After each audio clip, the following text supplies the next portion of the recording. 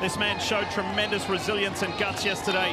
Bubba Wallace, not once, but in 2 qualifying runs, to show how determined and how driven he is to race his way into the playoffs, just like Harrison Burton did.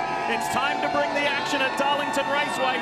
It is time to continue one of the best traditions in racing. It's time for the Southern 500.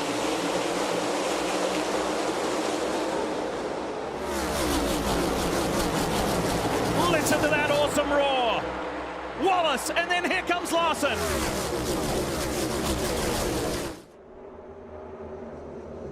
Hocevar's been shuffled back a couple of positions as Reddick moves his way up to 3rd.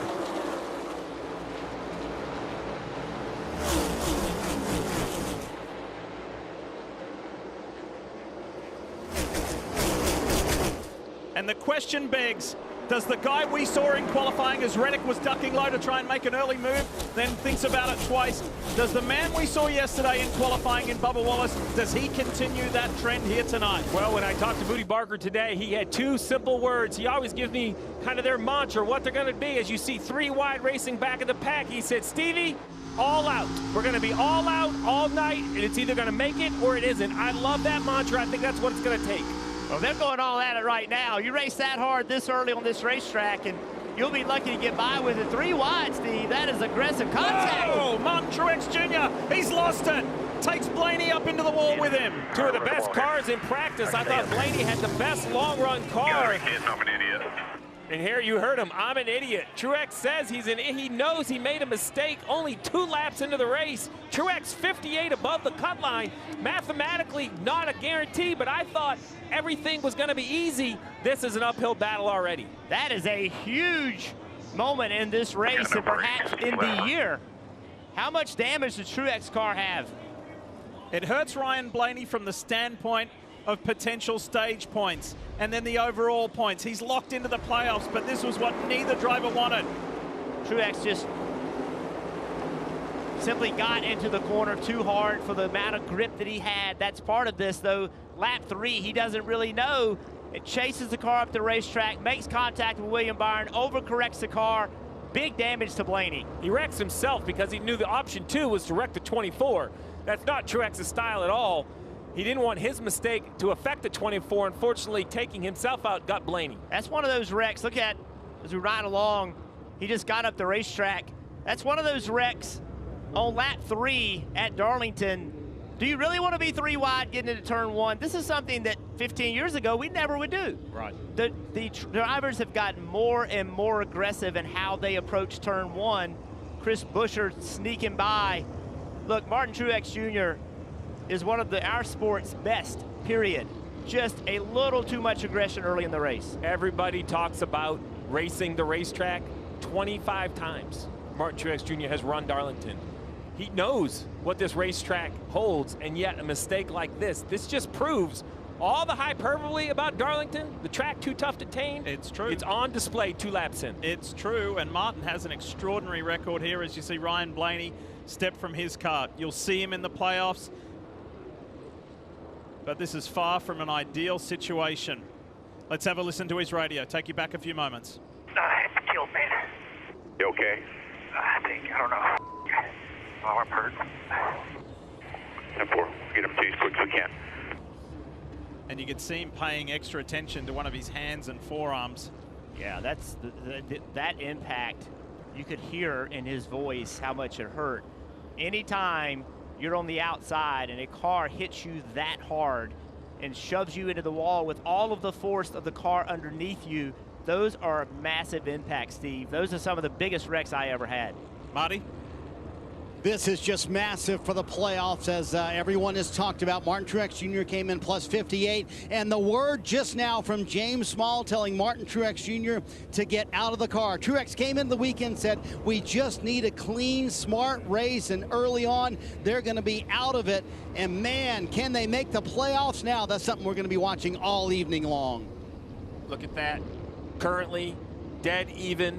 No more points to gain for the 19. Gibbs, Buescher, Chastain still on the racetrack, and that's without a new winner. We know that's Bubba Wallace's goal tonight. The race had only just got going, and one of the playoff contenders is out.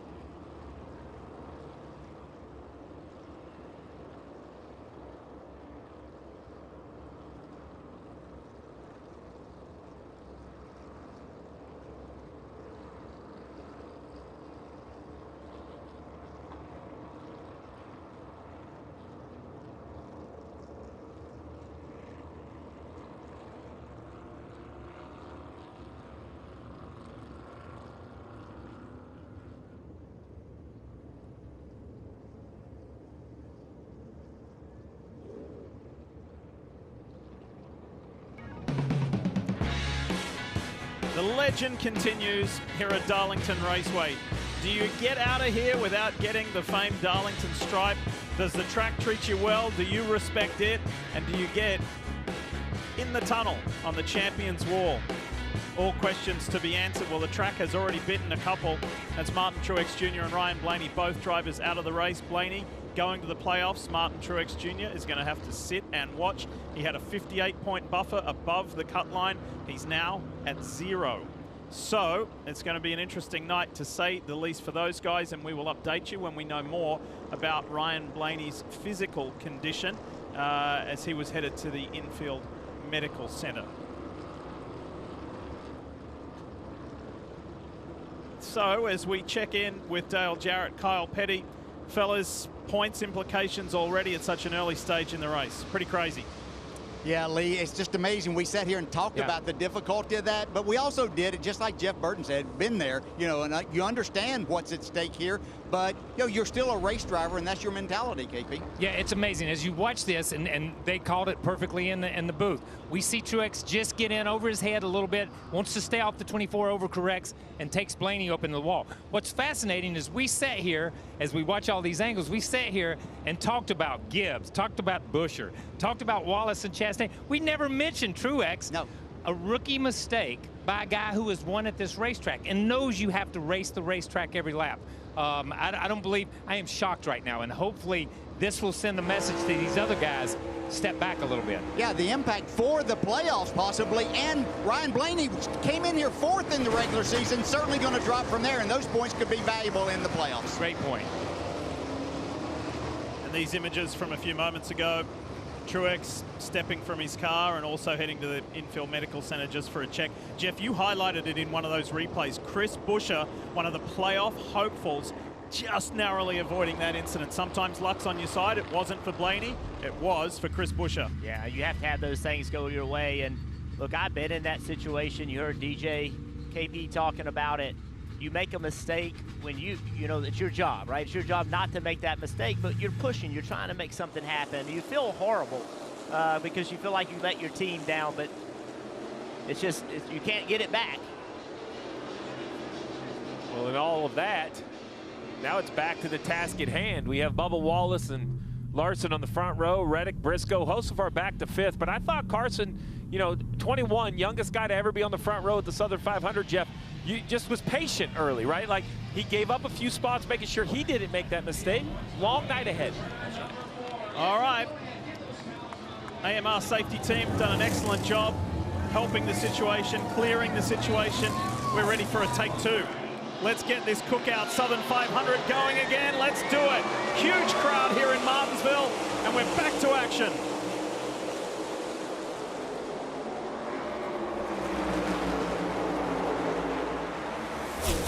Wallace and Larson. Chase Brisco in that black and white high point. Ford right behind. Here comes Tyler Reddick. The 2311 cars are on the charge, and that begs the question, what kind of a role will Tyler Reddick play in helping his teammate make the playoffs tonight? He'll help to a point, but he wants the victory himself, and I think you're going to see this right here as he gets to the back bumper of Wallace. I think Reddick, he knows what's at store, you know, at stake for the 23. Boss man here, Michael Jordan, in attendance. I'm impressed. You know, when MJ got into the sport, we knew he was a NASCAR fan, but this is a guy that's in so many business interests globally, right? He has so many different things, but I'm going to tell you, Lee, he comes to a lot of races, and not just on Sunday. On a Saturday, qualifying, you'll see him standing out on pit road. It shocks me to have one of the most famous, if not the most famous sports figure in the world be so consistent in the NASCAR garage. Ty Gibbs running side by side with his JGR teammate Denny Hamlin, who has just an unmatched record in this field, Jeff, at Darlington Raceway. He is the best of this current crop on every number you can see. Yeah. Can it be Denny's night? It can be Denny's night.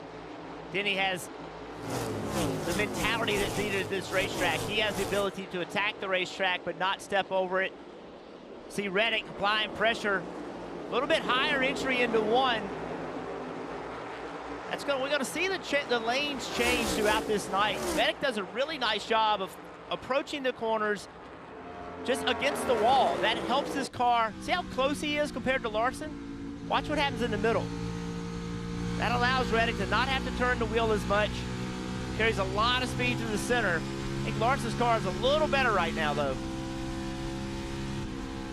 We ride on board the HendrickCars.com Chevy for the man who led 55 laps en route to victory here in the Southern 500 last year. We'll get back to that. Let's hear from Kim Coombe with Ryan Blaney for the latest. Yeah, Ryan Blaney, part of that incident with Martin Truex Jr. We heard you talk about your arm or your hand. Are you okay, and what happened? Yeah, I'm all right. I don't know. I saw Martin get loose and kind of hit the 24. I thought he was going to spin to the bottom, and so I kind of gassed up to get around him, and he, like, terrible time, and he overcorrected, and we were right there. So just, gosh, I hate it. Wreck on lap 2, but yeah, I just, you know, it's one of those things. It's like you think he's going to spin to the bottom, and then it, like, his rear's hooked up, and he just came up. So just, I hate it for everybody in Menards and Ford. I thought our car was great and just didn't even get a run any laps, but hopefully next week goes a little bit better. Great to hear from Ryan. That was some scary radio that we heard after the incident, but nice to hear him talk to Kim, and I'm with him. I thought it was one of the best cars in practice as well. We'll just never know. Look at Spires. Carson Hocevar at 77. Running well. Last time he started on the front row was in the Truck Series last year at Homestead Miami Speedway. And that great performance came from that. So I wonder if the same trend continues the same for the youngster, for the 21-year-old here tonight in Darlington. So we've heard from Ryan Blaney. Kim, tell us the Martin Truex side of the story.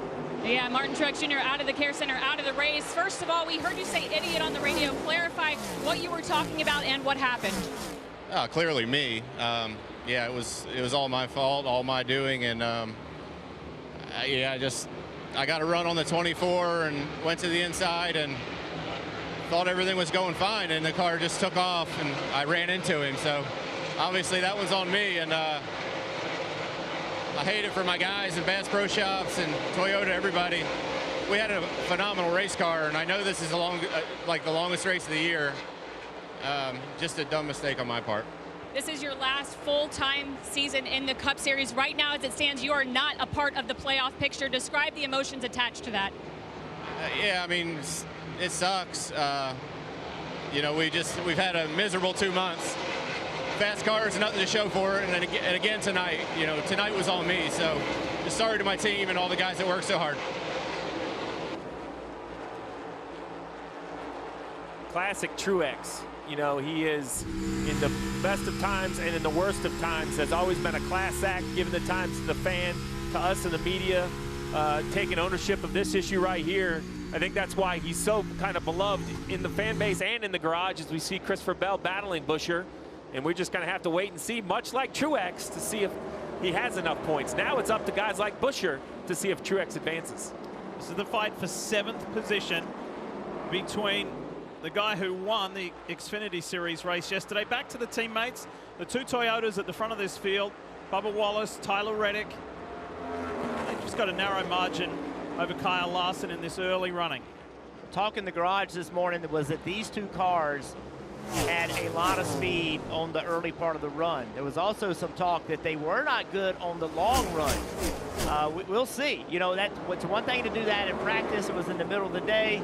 Clearly the sun's still out. The track's going to continue to cool down as this night goes on. But currently, you know, that short run speed is there, and also the long run speed is.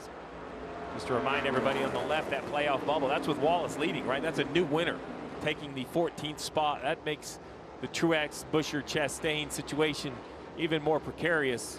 If Wallace is not leading the race, that complexion will change completely. But we saw Harrison Burton a week ago. Yeah. Why not Bubba Wallace? Why not Ross Chastain? There's other names. Hocevar is running 6th. He's playoff eligible if he won this race. And let's not discount Eric Jones, a 2-time winner here at Darlington, who just so happens to be the biggest mover in the field so far. He's up 10 positions. Jeff, how can it be? I mean, Legacy Motor Club will admit they've switched to Toyota. They're still trying to improve. It's been a little bit of a down year. Does it still surprise you? Because it does mean that Eric Jones shows up to Darlington and the light switch just flips. How can it just be, I don't want to use the word easy, but this straightforward for this driver? He knows exactly what he wants. He knows exactly the feel that he's looking for. When his car doesn't have it, he does a great job of describing it. And he's not going to push too hard, get himself in trouble typically.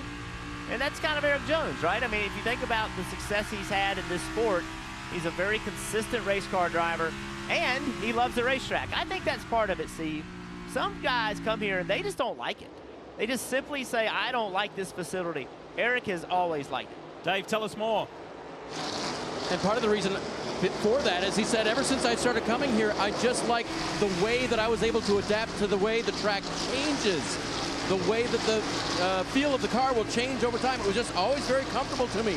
And then when he won, remember he's only won 3 times in the series. 2 out of 3 have been here. Yeah, that just adds to that comfort level. When I talked to him before the race, he said we got close in practice, but a bad starting spot because of a mistake I made in practice. So good to see that he's that big mover. Marty? Dave, I'm fascinated by the point that Lee brought up a moment ago with Tyler Reddick. His teammate Bubba Wallace is right in front of him, currently leading the race. But Jeff, how would you approach this race if you were Tyler Reddick? You're also fighting for a regular season championship. By the way, your closest competitor for that right behind you with Kyle Larson. So would you help your teammate as much as you could? And if you do help your teammate, Jeff, if you're Tyler Reddick, how do you do that? How do you help out Bubba Wallace tonight?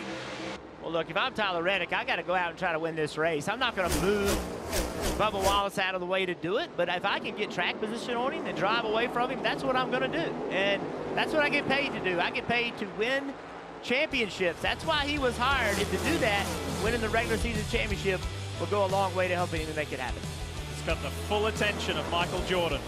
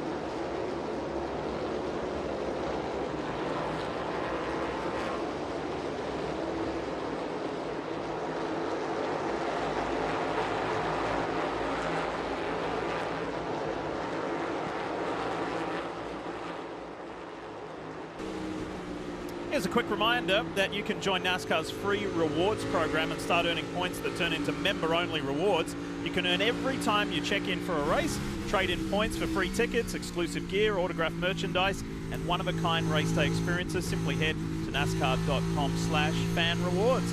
How cool is this shot? Aboard the BuiltSubmarines.com Ford, RFK Racing's Chris Buescher. Let's go for a little ride. Have a listen.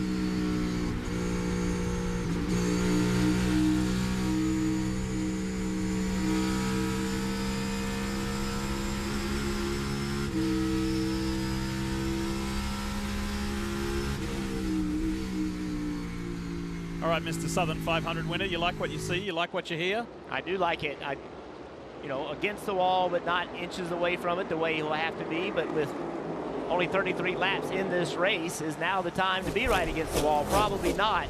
I tell you what I see in the front of this pack, though. Bubba Wallace still leading this race, but look at how they've all stacked up right behind him.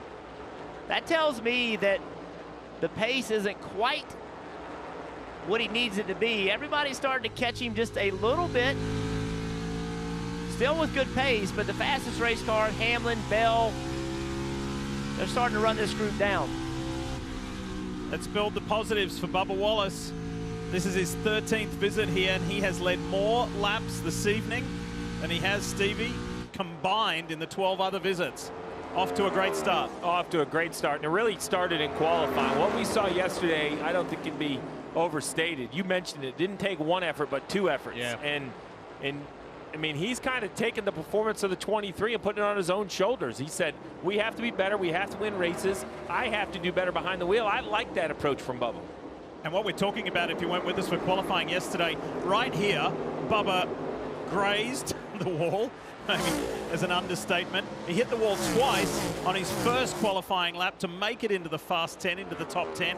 And then it was a pretty electrifying run for him to grab the pole. So he backed it up twice, and here we go. Pit stops are happening. Race leader is in. Kyle Larson follows Bubba to pit lane. Marty Snyder standing by. Take it away. Kyle Larson comes to his pit stall, which is down turn towards turn 4. Also, Joey Logano here on pit road. Everybody should pit in a very small window here. Cliff Daniels said, hey, how's your car to Kyle Larson? He simply said, really good. Dave? Bubba Wallace seemed very happy with the 23 car when he was asked to give a balance check by his crew. He said it's just a little greasy when I'm running really hard. That's not something they really adjust for. That's just what they want to hear from the driver in terms of what he's feeling. He'll get 4 Goodyear tires and a fuel filled here, and he's got that first pit stall. Marty. Tyler Reddick, who ran second to his teammate Bubba Wallace for much of that run, said at the very end, I feel like I'm burning up the rears just a little bit so I could stand to be a hair tighter. Otherwise, very happy as green flag pit stops. The first set happening here at Darlington in the Southern 500. And look how busy pit road is, Lee. And successful for Kyle Larson. The 5 beat the 23 off. Yeah, that first pit stop for the 23 will be a big advantage under yellow, but under green, no real advantage, almost a disadvantage because you're so close to getting up to speed as we see Reddick pull away. Kyle Larson overtook the 23 car. Still some cars to come to pit road, but the 5 will assume the lead of the race when it cycles.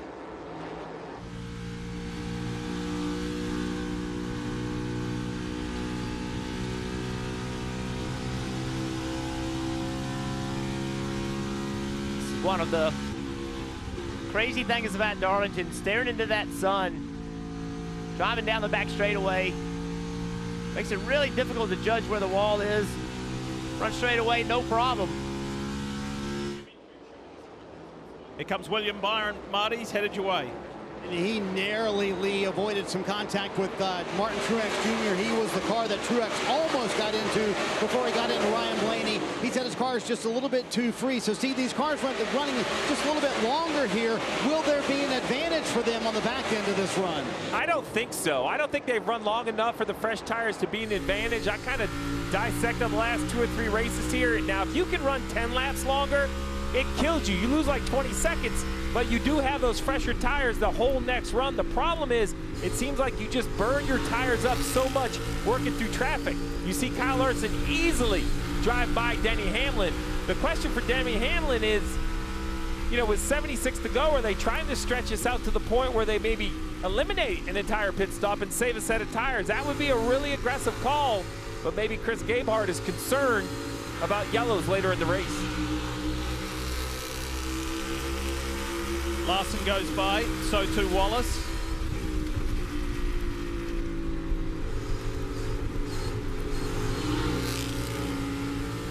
I mean, you see how quickly they go by you. Now, the advantage to this strategy is if a yellow comes out right now, you see a Bubba Wallace on back or a lap down. So Denny Hamlin will pit. Everybody would take the wave around, but he instantly would be the first car on fresh tires. It would be a huge advantage for Hamlin. There's only 3 drivers following or two other drivers following the Hamlin strategy. That's Kyle Busch and Shane Van Gisbergen, and everybody else has come to pit road. In about 2 seconds a lap. Maybe not quite 2 seconds a lap, right, Jeff? I'm impressed with that. You know, I think that Denny Hamlin, their ability to run this pace on this many lap tires, I think that's allowing them to play this strategy. 2 seconds is a lot, but we've seen it much more than that. Here he comes to pit road. Dave? Kyle Busch has come to pit road in the 8 car. He was running second to Hamlin. Crew chief Randall Burnett told me that they needed something special to happen tonight. Didn't have a lot of pace in practice like they thought they would need. He'll get 4 tires of fuel here, Marty. Considering they started mid-pack. Oh, Hamlin runs a little bit long in the stall. We'll see if that costs him any time at all. Chris Gabehart told me this morning, he said, listen, if I can finish top 7 in stage 1, I'll count that as a win. He's also very close to the wall, so we'll see if that stop, maybe a slow stop here for the 11, cost him a little bit in this green flag cycle. So as Hamlin leaves, we want to take you back and show you this. That involves Kyle Busch. Boom. It's a pretty good little contact right there. Flat, luckily, but let's take a listen.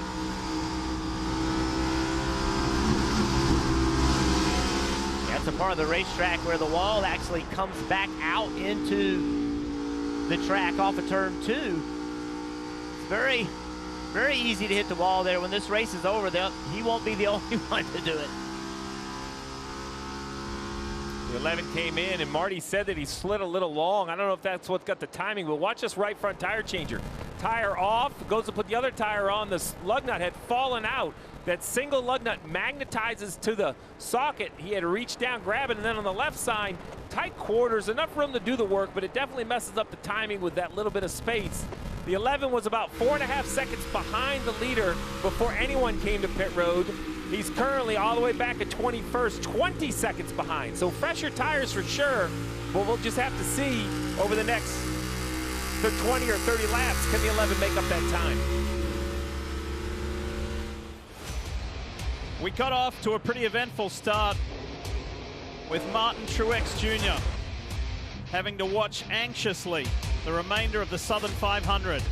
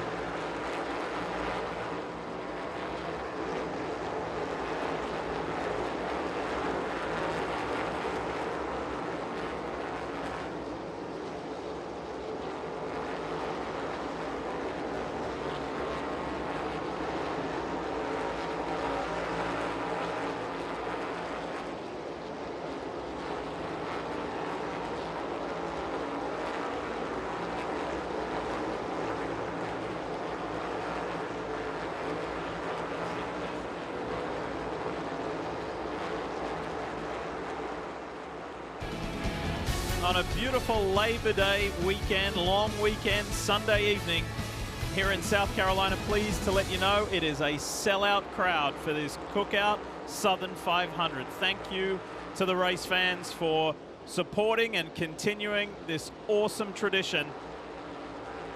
And the 5 of Kyle Larson would like to continue the tradition. That is winning here in the Southern 500. He'd like to defend his win of a year ago. Leading Bubba Wallace by just under 2 seconds. Chase Brisco is having a nice start to the night. No surprise whatsoever. Chase Brisco ran 5th here in the spring. And all of the Stewart-Haas racing cars had performance in that race, and they had it in practice, Dave. And Jeff, what telling words from the 29-year-old as he tries to make his way by winning to get into the playoffs. On that first caution, he had lost a spot on the track, so Richard Boswell, his crew chief, was concerned about what was going on with the driver of the 14. He said, it's fine, just being careful. You know, there's times, Jeff, when you just have to be careful here and watch what you're doing and not let happen what happened to Truex. It can happen in an instant. Well, if you can be careful and make this pace, Steve, that's a great thing, right? If you're out there and you're having to give 100% right now to run this pace, then maybe back up a little bit and give up 1/10 of a second. But if you can comfortably sit here and run 3rd place, that is a great sign that there's even more for this car to go get. I love the confidence between crew chief and driver that, hey, do you need something? No, it's okay. That's it, right? We don't have to keep discussing it. I'm going to believe you, and we'll sit back and kind of watch the show. Still 62 laps to go in this stage, though, Lee, and I expect another round of green flag pit stops. They're not going to try to take this set of Goodyear tires all the way to the finish of this stage. Briscoe's got that positive memory of when he had that unbelievable victory in NASCAR Xfinity Series competition here a few years ago. As we climb back aboard, Kim, the Roush Fenway Keselowski Ford of Chris Buescher. Tell us more about the 17. Yeah, with 62 laps to go in this stage, Chris Buescher currently 1 spot out of the top 10 in the stage, and you have to be top 10 to earn stage points, and that was a goal for this team. Crew chief Scott Graves told me they will be paying very close attention to points. Their goal was to try and put pressure on the 23 of Bubba Wallace and the 54 of Ty Gibbs. Both those cars, though, right now, solidly in the top 10, looking to earn points. Buescher right now moving up to the 10th spot, Marty. This team, they just cannot get a car that is turning well. Kim, speaking of Ty Gibbs, it was actually Kyle Larson in the pre-race show who said, quote, the Southern 500 is going to be fun tonight. Ty Gibbs must have listened to that. Here's what he said on the radio a moment ago. Dang, everybody's great to be so nice. This is so awesome. Thank you, guys. Thanks, everybody. Look, I love my competitors. They're so nice today. 450 more miles to go, so. Keeping it light, only 50 miles into the Southern 500. Sometimes you got to have that attitude when you're running the Southern 500, Jeff, right? Well, I love how relaxed he is. And, you know, we keep thinking about Ty Gibbs, the win right around the corner. They have the pace, many races. They seem to lose a little bit as the race goes on. But they have, I mean, every race we look up, and there he is running solidly in the top 10. If you do that long enough, you're going to get your wins. Solidly in the top 10, Jeff, and solidly in the top 5 7 times this year. He has kind of been like the quiet achiever of the Cup Series this year. And look at the points on the bottom left of your screen. Green to the good of 24 positions at the moment. Night off to the right start for Ty Gibbs.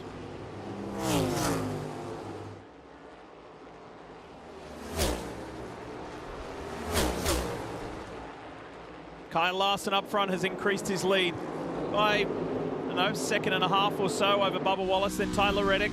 2 teammates still running well, then Brisco. Christopher Bell, fresh from his win last night. And then William Byron and Josh Berry, who had that highly dramatic Daytona race last weekend when he was running at the front, involved in that huge wreck and ended up going upside down and was able to step from the car when the AMR safety team rescued him. Incredible scenes. He's rebounded beautifully to be running 7th, just ahead of Gibbs. The front row starter, Carson Hocevar, runs 9th, ahead of Chris Buescher. This is, I believe, you're starting to settle in. What makes this race such a challenge is the lack of yellows lately. You know, we saw one early, and we normally get them late in this race, but this first and second stage, we see a lot of green flag racing, and you know, it's not a lot of time, not a lot of break. I mean, there are straightaways here where you can adjust your visor, take sometimes your right hand or left hand off the wheel and kind of rest your wrist or your grip, but every time you go into the corner, there's just really no room for error. DraftKings Sportsbook is an authorized gaming operator of NASCAR, and this week new customers can bet $5 and pocket $250 in bonus bets instantly. Download the app and use the promo code SPEED when you sign up. DraftKings Sportsbook, the crown is yours. What numbers and drivers jump out to you, Steve? Well, Larson was the favorite earlier. He just his odds continue to drop down at plus 320, so a little over 3 times your money. Hamlin, Reddick, no surprise. Toyota's right behind Larson with Bell also and Wallace. You got to look down for a little bit value. Do you think it could be Kyle Busch's night? It's so 16-1. And how about Chase Elliott? Rarely do we see Chase Elliott with longer odds like that. He currently runs 15th. You could bet live Chase Elliott 16-1. Let's talk more about the man who started on the pole position in the 23, Bubba Wallace, with Dave. Right, and I thought Steve made an interesting point about that green flag pit stop, the #1 pit stall not being such an advantage. Steve, I want you to get back to that. But Bubba has stayed focused since that pass for the lead that happened as a result of that pit cycle. Steve, they told him there's going to be one more green flag stop if it stays green before the end of this stage. So be ready again. What is the disadvantage one more time, Steve? Well, so basically the advantage of the #1 stall is it's very close to the camera, which is where they score you under yellow when you're racing off pit road. But under green, you leave your pit box in first gear and you start to accelerate, and you actually cross over the yellow line where the speed limit ends, and you're not even up to the speed yet by 5 or 10 miles an hour. Everybody else, when they hit the yellow line, they're already at pit road speed, so they're leaving at 50 miles an hour. But for the 23 car, he's so close to that yellow line, he crosses over at, say, 40 miles an hour. It's not a huge disadvantage here, and I would absolutely take it, because under yellow, it's a huge advantage. Only 22 feet to that scoring line. Under those late cautions, I'd take the stall #1 anytime. Kyle Larson leads Bubba Wallace and Tyler Reddick, and John Hunter Nemechek gets a Darlington stripe in his 5th Cup appearance.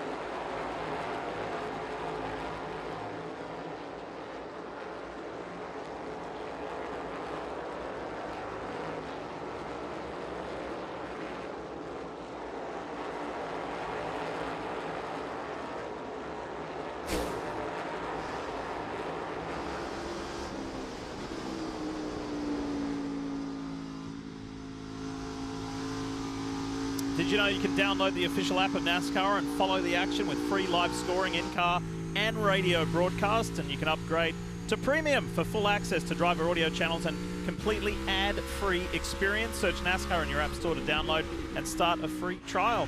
Welcome back to Darlington Raceway. The Cookout Southern 500 continues. Lee Diffie, Jeff Burton, Steve Letarte. Let's show you something that is fascinating here at Darlington. Jeff, you had a magical year in 1999, winning the spring race, winning the Southern 500. How did you manage this? We were talking about it yesterday, the imperfection of the shape of the wall. It's just crazy. I mean, if this racetrack was to be built today, it wouldn't be built this way, but that's what is the beautiful part of the character of this. That's what I love about it. You look at turn 3, the wall actually goes to the right. That creates opportunity. Watch the drivers, they actually turn into the right to get up by the wall where there's more grip, Marty. Jeff, the second round of stops here in stage 1, starting with the leaders. You see Tyler Reddick coming down pit road. So the last adjustment made the car a little bit better. He comes in running third, Dave. His teammate Bubba Wallace on pit road in front of you. He gives up second place, Marty, after that first round of pit stops. Remember, lost 1 position in that cycle. In hitting his pit stall here, remember the important role of the driver. They've got to be perfect as well. He does it good there, so the crew can change. He needs the car to be a little bit tighter into 3, Marty. Since that first round of stops, Dave, Kyle Larson led all 25 laps between the 2 stops. The pit crew got him the lead last time. We'll see if they can keep him the lead this time. No changes to the 5 car. 5 stopped 1 lap after Reddick and those, but he had amassed a 3-second lead, which has allowed him probably to run that extra lap. We will see if that's what pays off. Here at a penalty for the 2 of Austin Cindric for an uncontrolled tire. We talk about mistakes for the driver. We've really focused on that because of the difficulty of the racetrack, but mistakes by the pit crew can be just as costly. So as we see the 5 leaving pit road on this slippery apron in 1 and 2, we'll kind of take a peek up. We're looking for the 23 of Bubba Wallace. He's going to be the first car off pit road, and kind of there he is, right at the top of your screen, that bright blue hood. So the extra lap did not hurt the 5, Marty. Ty Gibbs said his car started a little bit tight, but came to him the longer they ran. Chris Gale making the call to come down pit road for 4 fresh Goodyear tires. So Steve, his teammate Denny Hamlin still is not pitted. Chris Gabehart made the call to run long before the first stop. How long would he leave Denny Hamlin out here in the second stop? Well, I thought it was a net loss the first time, so I believe the 11 of Denny Hamlin might flip to the shorter strategy. We'll see if he does that. Jeff, we talked about the walls of 1 and 2 and the difference, but how about pit entry here at Darlington? Very difficult. It's one of the most difficult race places to get on pit road. Suarez, you know, that is legal. He just simply beats Larson to pit road, turns underneath him. Larson being a little bit safe, which is a smart thing to do here. It's so easy to overshoot pit road. And here's that replay of what happened with Austin Cindric's team and that errant wheel. And that's what was the catalyst for the penalty for the driver of the 2. We still have Hamlin, Elliott, and Busch kind of waiting to make their pit stop. You know, Denny Hamlin's never had a DNF here. That is shocking. He has got the most incredible numerical record, but then throw in on top of that, no DNFs. That is unbelievable. And now the one advantage of Hamlin running long, you know, I'm looking at it by like the 10th of a second or the half a second. I do think he's losing a little bit of time to Larson. But you know what he isn't doing? He's getting himself out of the chaos. Right, on and off pit road. We just saw that 99 in the 5. That could easily turn bad for one of them. 5 runs a little long. Denny understands the plan. I mean, look at it. He's got clear track out front. Sometimes it's not all about time, Marty. Sometimes it's about just avoiding the eye of the storm, trying to stay out of the mess. Steve, it's interesting where Darlington falls on the calendar this year. It has normally been the first race of the playoffs. It will again be in 2025. But this year, it's the last race of the regular season. You can see how much Denny Hamlin's struggling with the handling of the race car. So I'm wondering how much that changes the game and opens up the playbook for Chris Gabehart to make a call like this. It's interesting. You know, I'd have to. I have it on my list to call Chris this week and see exactly what he's seeing, because I don't see a time advantage. I've seen Hamlin net out about the same on positions, but net time to the leader loss. But the 9 of Chase Elliott, Kim, is kind of on the same strategy as the 11, sort of. Sort of, yes. Just finished up their stop about a lap ago, and Chase Elliott reporting he was tight in traffic. He told told the team, though, he hurt the rears too much that run. They reminded him this run to the end is going to be slightly longer, so take care of those tires. Kyle Busch on this strategy as well. And Steve, Randall Burnett told me there really wasn't a great opportunity to flip the strategy at this track because of the tire wear, but they would try to do what they could, so running a little extra long here as well. He'll fall back in the queue after he gets 4 Goodyear tires and fuel, Marty. So Denny Hamlin pitched from the lead here at lap 77, working lap 78 right now, 38 to go here in the stage. No complaints for the handling of the race car, but Steve, you're starting to see this group now maybe running a little bit longer. You saw Chase Elliott and his race team, Kyle Busch, and now Denny Hamlin kind of taking this longer strategy here in stage 1. Now, to the defense of the 11 strategy, remember, first time down pit road, a little bit of a botched pit stop. Trouble with the right front with the lug nut, too close to the wall for the driver. That pit stop right there looked extremely clean for the 11. 37 laps to go. We see where he'll blend out. He'll probably be just outside the top 20, but with those brand new Goodyear tires, will easily start to overtake cars that pitted just a few laps ago. Denny proudly displaying the Flying 11, which is a tribute to Roy Hendrick, who passed away. He was a regular competitor at Denny's home track, Southside Speedway, so a lovely tribute. Yeah, I raced with Roy South Boston Speedway. He was the very first late model stock car champion at South Boston Speedway. Really legendary family. We see sport clips on the side of that. A longtime partner for Denny and Joe Gibbs Racing. Down here in Darlington, we see that scheme. And if you're going to have a track where you decide to kind of anchor your coverage, Denny Hamlin at Darlington has been a pretty good choice. Well, and this could be the night, and this could be the race that turned things around, right? The engine issue and that huge penalty, the loss of points, and then getting caught up in one of the big ones last week in Daytona. You're going to need to change that trend. I actually think this race is more important to Hamlin than perhaps, other than winning the first one of the year and getting in the playoffs, this one for that momentum. I think the points are one thing, but it felt like a lot of air out of the balloon on that engine penalty, right? Even when he talked about it, shoulders down, it's not what he said, it's how he said it. He wasn't that kind of pound your chest Denny Hamlin ready to thunder into the playoffs. A good run here perhaps could correct that. If you've never been to Darlington Raceway and wherever you're watching from around the world, we're about 100 miles southeast of Charlotte, North Carolina. We're northwest of Myrtle Beach, South Carolina.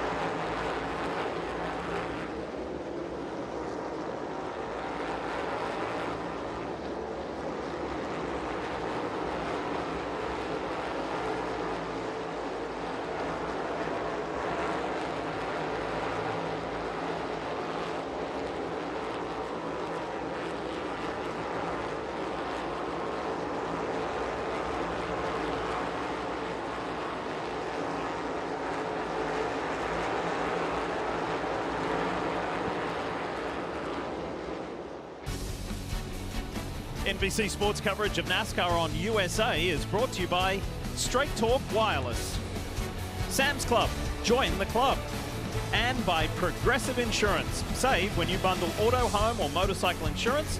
Visit progressive.com.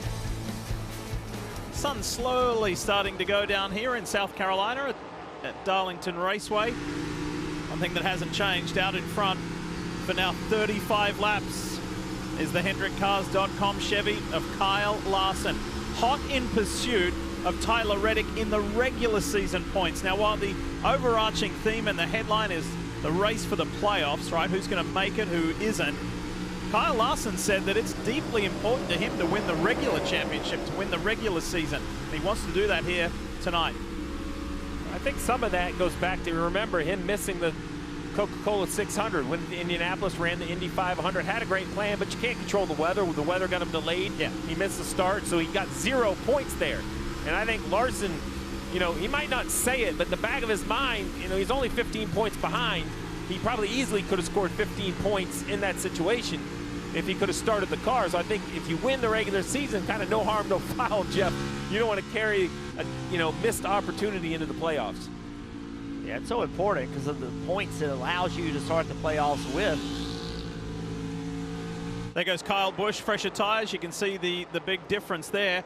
And here is Tyler Reddick, who, by the way, happens to lead the regular season points. Marty, tell us what's happening at the 2311 machine. Yeah, Lee, they're certainly focused on that tonight for the 45 of Tyler Reddick. He has not run worse than third so far in the Southern 500, but is he not feeling well physically behind the wheel? Listen in. Can you have some ready for me at the end of stage 1 under yellow?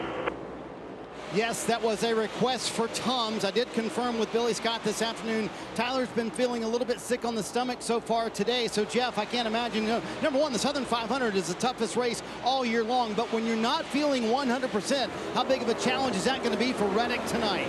Well, what you hope is that as the race goes on and the temperature comes down, he starts to feel a little bit better. He knows he has a long night ahead of him, and temperature makes everything worse. You see Brisco trying to get underneath him right now.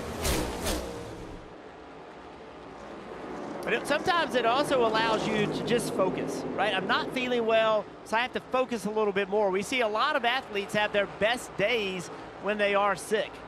Oh, the old flu game? Over the Michael Jordan flu game? Hey, remember that may or may not was pizza delivery? Isn't that what we learned in the documentary? Remember that move that we saw Daniel Suarez in the 99 car? He got by Kyle Larson getting on to pit road. When he did that, that got him back in the lead lap. Yeah. And since he made that move, he has sat there. You see Kyle Busch getting by him. Kyle's got newer tires than Suarez, but Suarez is he's the last car on the lead lap, but he has stayed in front of Kyle Larson this entire run. So that move, there's Kyle Larson lurking, but that move has allowed them to stay with 23 laps to go. That could be the difference in their race if he's able to stay on the lead lap. And you may have noticed the news this week that the 2025 NASCAR Cup Series schedule has been released, and with the addition, the exciting news of Mexico City on that calendar, which was music to the ears of Daniel Suarez. So excited. There's been a lot of hype about that. That'll happen next June as Larson goes to the low line to try and take Daniel Suarez off the lead lap. And Suarez is going to fight as hard as he can to stay on the lead lap.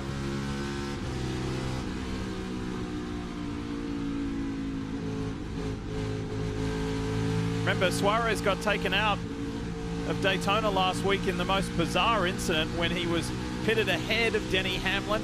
Hamlin fired up the 11, went to take off. There was flames. There was a little bit of excess gas on the ground, and a fire ignited, and Daniel had to bring his then Coke machine back to pit lane, and he was a retirement.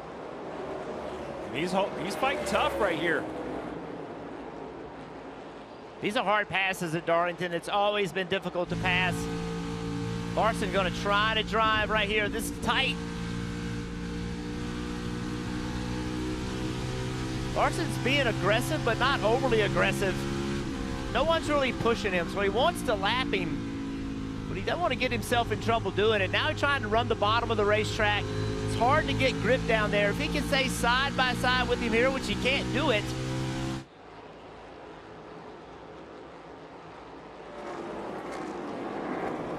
It's so intense inside that race car. Oh, I like this move, though. The higher entry, he's going to turn to the bottom. Very tight side by side, but I think he has momentum now heading to turn 3. Yeah, so is he going to try to slide him, overdrive the entry to the corner? There he goes. Suarez with great entry speed, trying to stay even with him. He can't do it. He'll get momentum on the exit on that high line.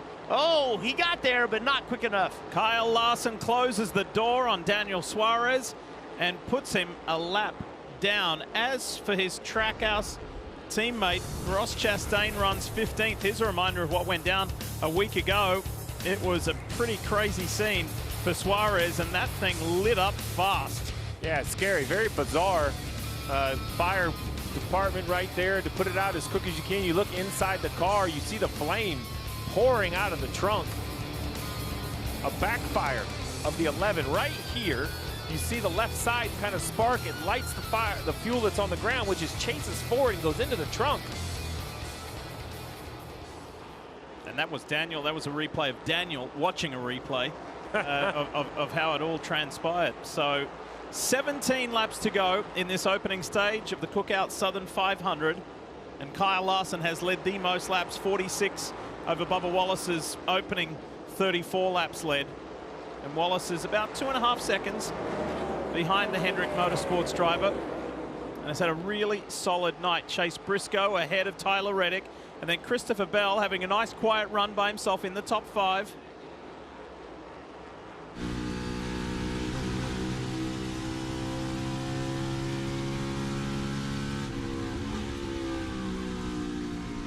Determined to win the regular season is what Kyle Larson did when he won the overall championship a couple of years ago.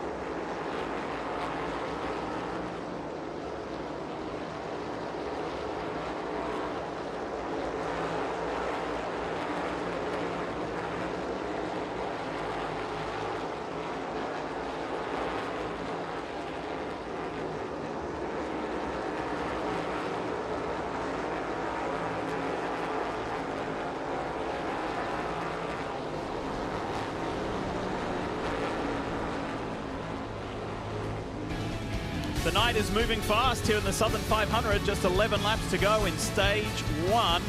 How about the man who started on the front row? Spire Motorsports 77, Carson Hocevar. Let's get an update with Dave Burns. Dave-o?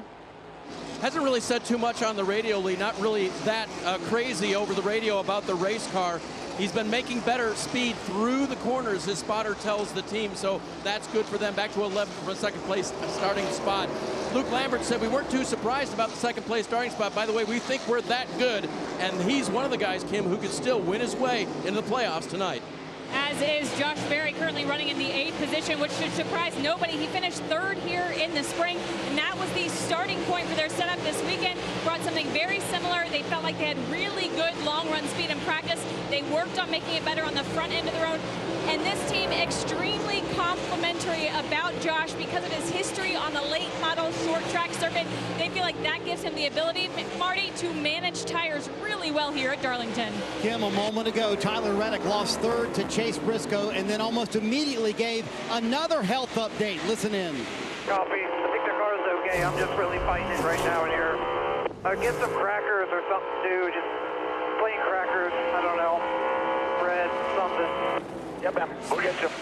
So that is what the team has done. They have fashioned a bag that they're going to hand to Tyler Reddick once he makes the stop here at the end of stage 1. In that bag does have the Tums and also 2 packs of crackers and some regular crackers as well. So Steve, I can't imagine being in Billy Scott's shoes right now. So put me in those shoes. You kind of feel, I'm sure, helpless as a crew chief, right? You can't do much to help your driver. What would you do if you were Billy Scott, Steve, to let your driver make sure that he can make it to the end of the race? Well, we would definitely want to aid him with whatever he needs, whether it's hydration or some nutrition if that settles the stomach. But the other thing is, you know, Martin Truex Jr. is out of this race, a fellow Toyota driver, a guy that knows how to get it done. Now, the physical limitations will be a little bit challenging. Tyler Reddick, much shorter than Truex. I don't know how much adjustment there is in that seat. If you could get, maybe even change the seat liner itself, although then you're talking about perhaps losing a lap under yellow here. But if Truex is somewhere here in the infield, I might reach out to TRD or Joe Gibbs Racing and see if there's any way he can hang out. Remember, we're not even to the end of stage 1 yet, Diff. This is statistically around a 4 hour and 10-minute race. So if you're ever going to feel poorly, this is not the one. This is going to be a tough slog for Tyler Reddick. I want to take you back just a moment ago. We were talking about Carson Hocevar not long ago. Here's Chris Buescher on the low side. And a close call between 2 guys trying to race their way into the playoffs. Buescher used all of the racetrack. Got the 77 car up in the wall a little bit. Buescher sitting there running 11th place, trying to get a stage point. Bubba Wallace running in 2nd. You look right now, Bubba's, if it goes just like it is now, he's going to get 9 points. Buescher would get 0. And the updated playoff bubble situation, bottom left of your screen. As they run, who's in, who's out on that cut line for the top 16. Buescher is agonizingly close, but out at the moment, but such a long way to go. 4 to go in stage 1 to open up the Cookout Southern 500. 59 laps to the good. Out in front, Kyle Larson coming up on one of his Hendrick Motorsport teammates in Alex Bowman. Bowman's down in 23rd position at the moment and about to go a lap down.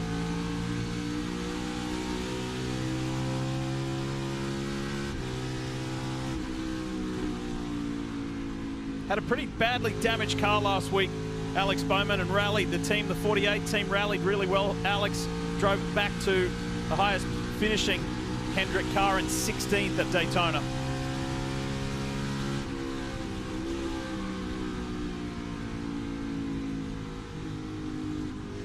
Right now, Diff, is a really, you see forward 48 a moment, really loose on the bottom of the racetrack. This is a really important part of the race because this is the time that the drivers really need to be having conversations with their crew chief. Sun's starting to set. There's no sun on the racetrack. Track temp's starting to come down. What is my car doing?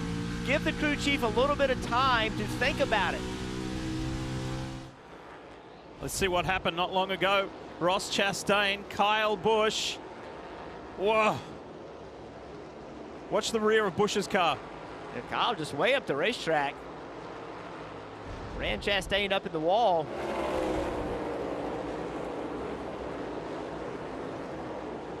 Chastain's not having the night he needed. He's a good, solid run. On board with Denny Hamlin, Coca-Cola came up to 6th. Only 7 seconds behind the leader. 14 seconds behind before running long. So while the first strategy of running long wasn't a net gain, this one, almost a 7-second gain. Good to note for the next stage and how people are going to decide to break it up. Final lap of stage 1. Kyle Larson, it has been a very strong performance.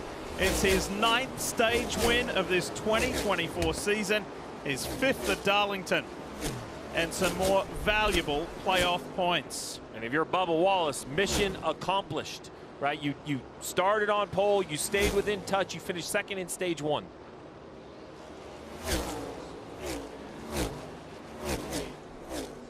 Things are cooling off a little here in Darlington, some 8 degrees from when we started this Cookout Southern 500. One of the 3 stages complete.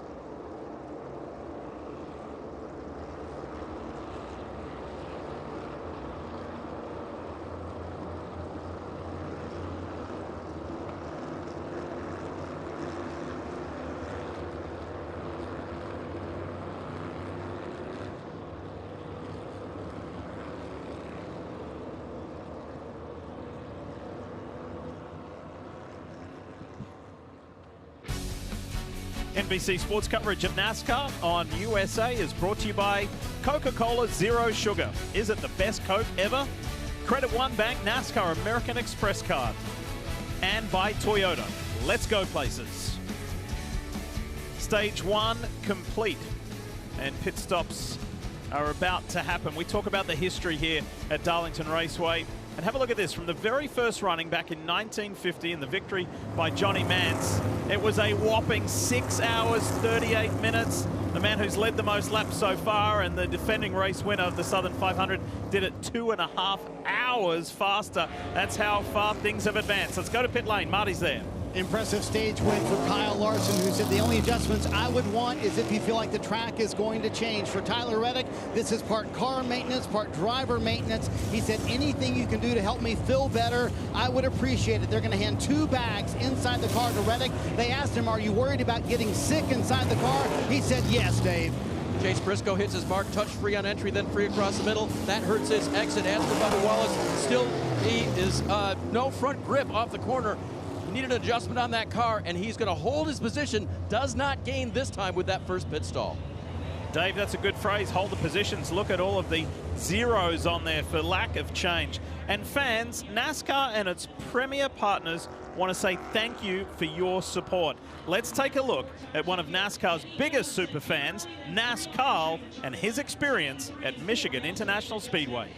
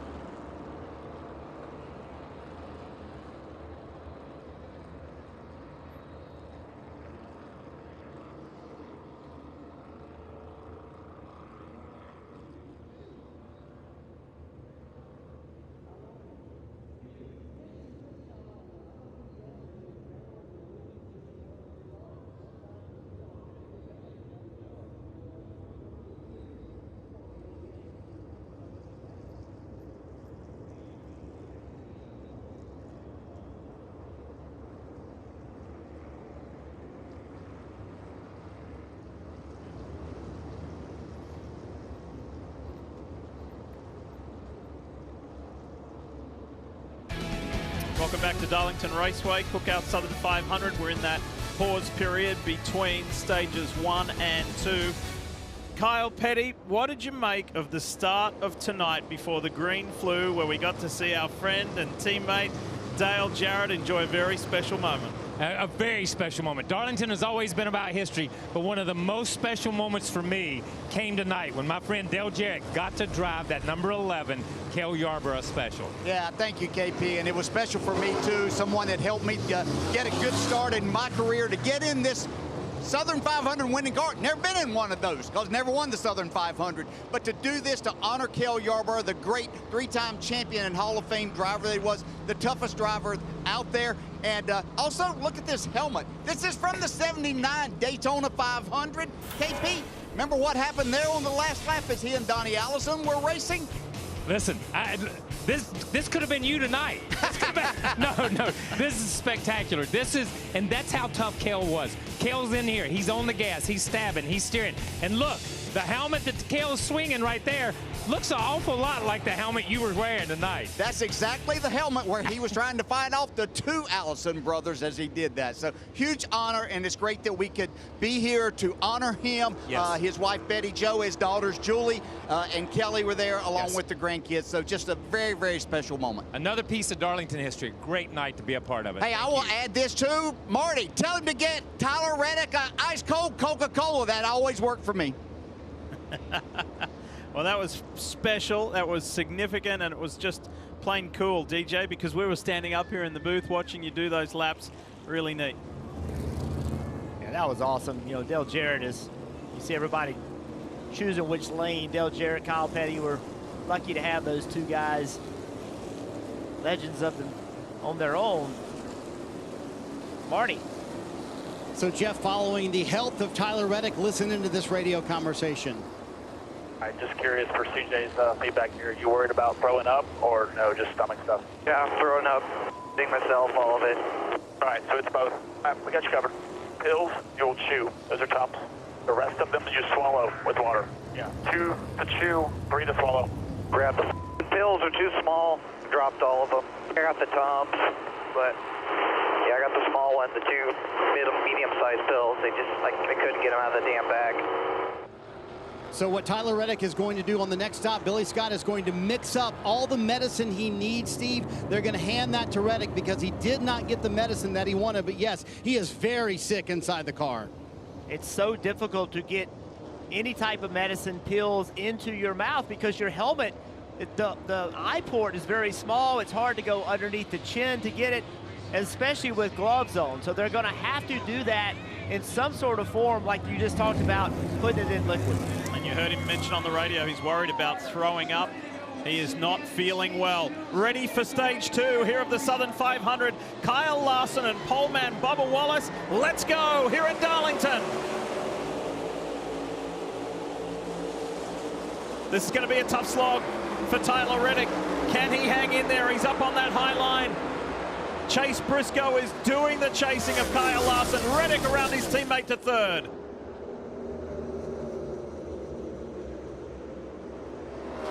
And ever present is that 11 of Denny Hamlin. He's just been creeping and sneaking his way forward, and Ty Gibbs, his teammate, is going with him. Brisco blocks Reddick. Reddick with a stoic performance. Feeling sick, worried about throwing up, but that foot is to the floor. Best thing you can do when you feel badly is just go attack. Focus on what the task is.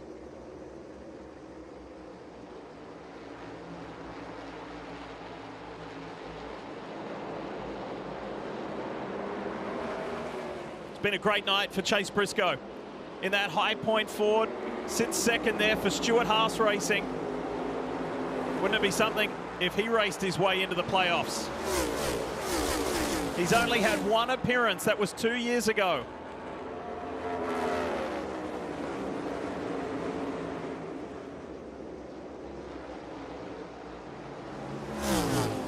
The man who crashed out tonight, Martin Truex Jr. in the 19, that is exactly the ride that Chase Briscoe's taking over next year. Bell on the inside of his teammate Denny Hamlin. Bell won the Xfinity race yesterday, driving the car that normally we see Denny Hamlin run on Saturday here at Darlington. Now he goes past Hamlin inside to the top 5. Coca-Cola on board showed us exactly that view. Here comes Tyler Reddick in the yellow, black, and blue Toyota Camry. That upper deck machine right behind Chase Brisco. Larson's now racked up 73 laps at the head of this field. Stage 2 the same length as stage 1, so a little bit of rinse and repeat. We expect 2 green flag pit stops. The big difference, and you talked about it, temperature cooling off, 8 or 10 degrees cooler, lights starting to come on. How are the cars driving differently? And is tire degradation just as severe, or does it improve as the night comes? Look, saw the 45 of Reddick, a little bit of contact with the wall. Watch the 3 different approaches as they enter turn 1. Watch Reddick. Look how high he enters the corner compared to the other 2. Immediately against the wall. The 14 of Brisco, he enters lower. Dave. So Chase Brisco running in second now. I think we saw that high line on the restart maybe work to the advantage here. It is a big advantage, but Chase, just after he got going, got this word from Richard Boswell, his crew chief. Deep breath here, man. I want you to find out what the 5 car's strengths are and what his weaknesses are. That's who we're going to race all night long. Almost 240 laps left in this race, so he wants Chase to know down the line. Jeff, that's so important for him to know where Kyle Larson might be weak here. You're exactly right. You got to find where your car is a little bit better than his and then continue to make it better. You see the 45 of Reddick right against the wall. Brisco slides in front of him. That takes a little air off of that car. Then Brisco just taps the wall. I'm sorry. Reddick taps the wall. And another incident. Have a look at this. Watch Todd Gilliland, top right of your screen. Oh, heavy contact, and sometimes you can kind of get stuck into that wall, and that's what it looked like for the 38. Yeah, that's the way to describe it too, Steve. You get in the wall and it just won't leave it, and here comes the flying number 11. Hamlin on the inside of Bubba Wallace. You know, several days ago, long before he wasn't feeling so well, Tyler Reddick on Sirius XM NASCAR radio, he said, I think if I look at the landscape, Darlington Southern 500, I'm saying it's me, it's the 5, and it's the 11. The 5's leading, Reddick's running 3rd, the 11 is in 5th. Well, the unfortunate thing for the competition is I can list a lot of tracks where those are the 3 you're going to have. As we head into the playoffs, right, we start thinking about, now the playoffs have a different look this year with Watkins Glen in the playoffs now. Atlanta kicking off the playoffs is something new. So we have a road course and a speedway in each of the first and second round. But then if you are fortunate enough to move on, Las Vegas, Kansas, those high-speed mile-and-a-half still await. Those are the types of tracks that Larson, Reddick, Hamlin trio seems to always find their way to the front. Let's Chase Brisco run. We're not surprised to see Chase Brisco running well at this racetrack because he always seems to have speed here. But think about this company, Stewart-Haas Racing. They've announced that they're going out of business. They've sold their charters. They're changing their structure completely. A lot of employees have been laid off. You see the battle going on right here. They're searching for jobs, but they're still bringing speed to the racetrack, and that is exceptionally impressive. I give a lot of props to the leadership there. Greg Zipadelli, a lot of guys there still bringing the fight. That were Gregson, Ross Chastain, and Corey LaJoie in the 7. A little bit of push and shove going on there. Here comes Alex Bowman in the background. Last weekend's winner in the 21, Harrison Burton. Yeah, the 34 and the 21, they are battling hard to be the first car one lap down. Zane Smith behind them. He's also in that battle, as well as Daniel Hemrick.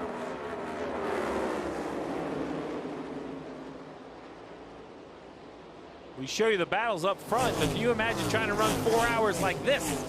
And this is what it looks like back here for the lot of the race. The right rear on that 7 car, it looked like the Goodyear was missing, like he had made some wall contact or contact with another car. You see the 9 of Chase Elliott in the mix, running 23rd. He's on the lead lap. So this battle with Hemrick and Burton in these cars are actually in front of lead lap cars. They're trying to get Their lap back, a little debris on the nose of the 21. If you think the battle for the lead is intense, you ought to be back here. It is wild racing, trying to be the first car one lap down. Michael McDowell, great competitor.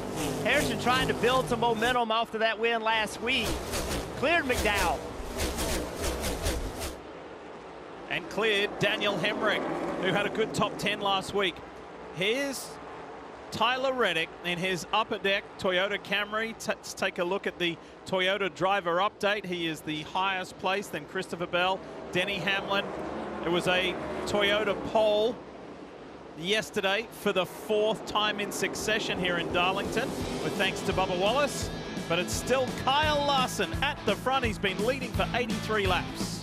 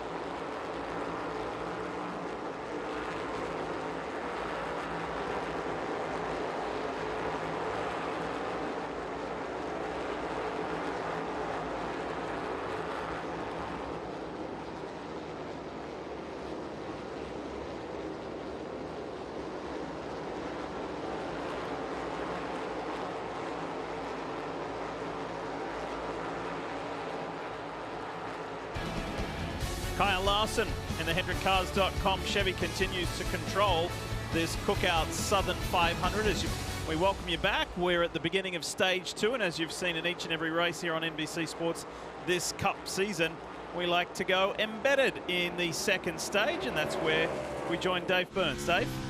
Lee, we're with the 43 Legacy Motor Club crew today. That's Eric Jones as a driver, and I'm standing by with his jackman, Kellen Mills from Mesa, Arizona. How does an Arizona guy get into NASCAR? Well, I'll tell you what, first of all, he's a tough guy because he was a walk-on at Arizona State. That's the first question I want to ask you, Kellen. What's it like being a walk-on and making your way into football that way? Yeah, I'd say it's actually a lot like working yourself onto a NASCAR pit crew. You got to kind of find a way to fit yourself in the situation, and then just work really hard, and hopefully things turn out right. They've turned out well for you. How's your situation tonight? How are the 43 pit stops? It's been a good day so far. Obviously, it's a long race. It's a really hard race. So we're going to try and make sure we keep the ball in Eric's hands and try to be there at the end and have a good finish. All right, good luck the rest of the way. Kellen Mills, one of the stars for the 43 group. Marty. Dave, Brandon Johnson, the jackman for Kyle Larson, has a terrific story. He was actually a running back at Penn State and the backup for Saquon Barkley in his freshman year. He was actually going to make the Pittsburgh Steelers and got a concussion in the preseason. The guys who helped him through that, none other than Le'Veon Bell and D'Angelo Williams, who he is still very good friends with, so he decided to stop playing football and try out NASCAR. He said, nothing gives me the thrill of football, but NASCAR is pretty close to that. It's like running a touchdown when you know it's on you as a jackman to be able to make the pit stop happen. And Steve, he said something funny to me. He said, you know what? I'm so thankful for NASCAR because I could never work a 9-to-5 job. I think that covers about most of the garage area. That's what they love. That's why they love the sport so much. I've been saying that for 30 years. Jeff, there's no chance I can handle going to the office every day. I've been fortunate enough to work either in the garage or now in the booth now for 30 years. Brandon Johnson, I'm going to tell you, the pictures, they don't do him justice. When you walk up and down pit road, there was a point where it looked like a bunch of mechanics. And over the last 15 years, it is very clear it is athletes, front to back. Just the physical stature of the jackmen and the fuelers, the athleticism of the changers. It's an impressive lineup. It looked like a bunch of mechanics because that's what it was. Yeah, you know, right. And now they're specialized athletes. And, you know, he would really see a great battle right here. You would see Josh Berry underneath Joey Logano. Joey giving that spot up. Yeah, Logano running 11. It's just a quiet night for Logano, but this is kind of signature Logano-esque, right? That you hang around inside the top 15 for a couple stages and then figure it out at the end. Penske's are always known for their kind of short run sprint, and I think we've had a lot of green flag racing. They're just kind of hanging in there. But he has methodically crept his way forward because started 23rd for the longest time in stage one. Joey and that Scholl Pennzoil Ford was kind of running around the high teens, around 20th. So for him to leapfrog his way forward to 11th is a good step forward. Here's Marty. Quickly closing in on pit stops here in stage two. Another health update from Tyler Reddick. Listen. Just to clarify, you're going to give me a new drink bottle, fluid logic bottle? Yes, confirmed. Or not really sure where to go on balance right now. I think I don't know. Maybe leave it alone and see what the track does. Copy, all that. Copy. After that radio communication, he said, I'm just trying to take care of me inside the car. Steve, I did talk to Billy Scott just moments ago. I said, we believe Martin Truex Jr. is still here. Have you reached out to him? He said, we have not reached out to him yet, but he would be the only consideration to put in the car. And he made the same point you made, Steve. I'm just not sure he would fit in the seat. Plan A right now, keep Tyler in the car until he tells us he can't. And I almost like the, hey, we're not going to put anybody else in it. Reddick's our guy. Yeah. And I know that's crazy in the big business of NASCAR, but we're going to ride or die. He's our man. And if he can't run, if he's so physically ill he can't race, we're going to park it and get ready for the playoffs. And that sounds crazy, but I don't know. If I'm the driver, I wonder if that wouldn't feel like good support to think that, you know, the teams are going to do anything to give me an opportunity to compete. Pit stops are starting. Kim's there. And Ryan Briganti electing to bring his driver in on the earlier side. Todd Gillen saying still too tight for fresh Goodyear tires, Sunoco fuel, as Joey Logano making a stop, Marty. Kim, a moment ago, Lee mentioned that Joey Logano's kind of leapfrogged his way through the field. Paul Wolf making a strategy call to come very early here on this window here in stage two, Kim. As you see, Brad Keselowski making his stop under green flag conditions. Brad said, I could use a little bit more drive off and more turn as they complete a pit stop here for fresh Goodyear tires. Entry not glad. He said he just, again, needs more turn as Chase Elliott making his stop. The last stop they made under green was a little bit slow, taking 4 fresh Goodyear tires. Chase saying, it's the best I've been all night, but I still could have a little bit more turn in the car. Still plenty of activity on pit road. Marty, they're coming your way. Yeah, here comes William Byron. Rudy Fugle told me this afternoon, we've been good, not great here at Darlington, so we're bringing a completely different setup. So far, Byron says of that, I'm going to need to turn a lot better as it gets into the night, Dave. Bubba Wallace back on pit road. The car wasn't good at the start of the run, but then the radio from the driver was that the car is coming back to us. So not a big change, if any. He will get 4 fresh Goodyear tires and fuel, Marty. So interesting, here comes Denny Hamlin down pit road, and Chris Gabehart playing it much more straight up in this run. Hamlin said the car started a little bit too tight for him, a little bit too free the longer he ran. We expect Tyler Reddick to come in the next lap, and again, more driver maintenance when he does come down pit road. on board with the 5 There's of Kyle Larson. Larson. Yep, down pit road, Steve. Yeah, there's Kyle Larson, who again said the car has been so good for them. They have dominated here in the Southern 500 tonight, trying to win back-to-back races. Meanwhile, here comes Tyler Reddick, who once again wanted to clarify with Billy Scott, what am I getting on this stop in terms of nourishment? So they're going to hand him the bottle. There goes the bottle inside the car. That's a fresh water bottle and the bottle with the medicine that he needs and wants, Dave. Chase Brisco, the 14 car, the guy that's been keeping the pressure on Kyle Larson up front. His car was going freer at the end of that run, needs an adjustment for that. Good stop by the crew. Nice work from the Stewart Haas group. Chase Brisco serviced and sent. And let's see what the rest of the night looks like for Tyler Reddick. Just battling those health issues. Can he hang in there? He still leads the regular season championship. A lot of valuable bonus points on offer as Austin Dillon brings the Toys for Tots Chevy to pit road. Dave Burns is there. And he will come to the attention of the crew here again. 4 tires. There's not even a chance you'll take 2 here at Darlington because the track wears the tires so hard. 4 and fuel for Dillon. In trouble on the right rear. Once again, we see another lug nut fall out of the socket. The tire changer has to go find one. You're looking at normally 9.5 second pit stops. That one 14.8, losing valuable time, Dave. Kyle Busch to pit road in the 8 car. He's getting beat in a couple of different places in the track. Been working with his spotter on how to take that on. He'll get 4 tires and fuel as well. Now top of your screen, we'll see Kellen Mills, the Jackman, and the rest of the 43 crew go to work for Eric Jones. On that first stage, Eric gained 10 positions. We know he's good here, a 2-time winner, and the car is just almost to the perfect balance for Jones. Busch's stop is complete, and he's back out and at it.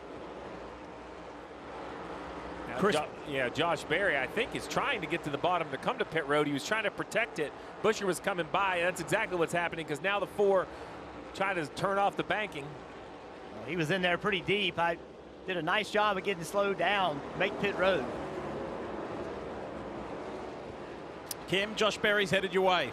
Yeah, Josh Berry pitting from the lead. Earlier in the run, he said he was too loose, but then that car, it built tight. He has to be freed up for this next run. Crew on the right side, they'll put 4 fresh Goodyear tires on that machine, as well as Sunoco fuel. Looks like routine service here for Josh Berry as he's finished up. And with the overstock Ford's service, now things cycle back to the norm, so to speak, with Kyle Larson resuming the lead. 3.8 seconds to the good over Chase Brisco.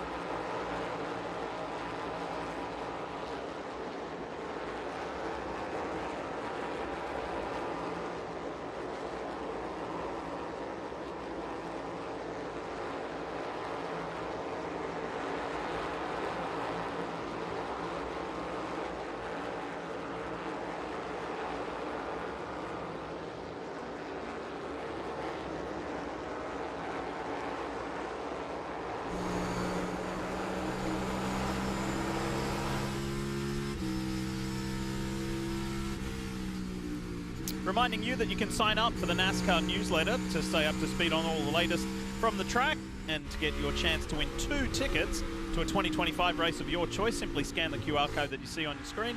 Visit NASCAR.com/race ticket promo to enter. 67 laps to go here in stage 2 of the Cookout Southern 500. Lee Diffie, Jeff Burton, the 1999 winner, by the way, of this famed race, and Steve Letarte.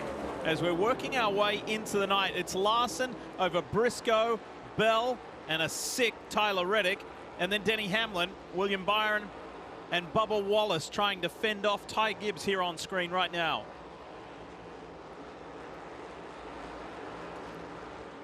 How did the playoff points look so far? Well, Bubba, after starting on pole in the US Air Force Toyota, he's 7 on the wrong side of the line. Chris Buescher is 7 to the good. And this story, you get the feeling it's just going to go all the way to the end. Can Bubba get that second appearance in the playoffs? Or is it going to be a heartbreaking story at the end of these 367 laps? Yeah, Bubba did a great job. Ran second in stage 1, has slowly kind of fallen back. Still okay, running 7th currently, which would be some stage points, but you know, very valuable. He cannot afford to get passed here by Ty Gibbs.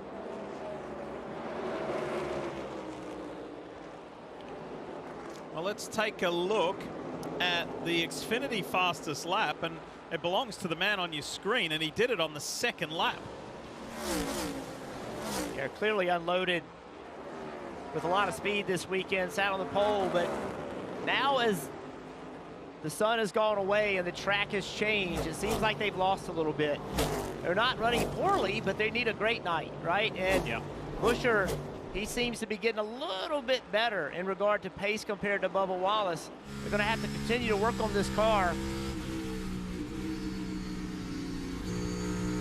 And it's going to change even more. This racetrack is one of the most difficult racetracks to stay ahead of as that tip comes down. On board the buildsubmarines.com Ford for RFK Racing's Chris Buescher. Let's go for a ride. Let's do a full lap of of Darlington.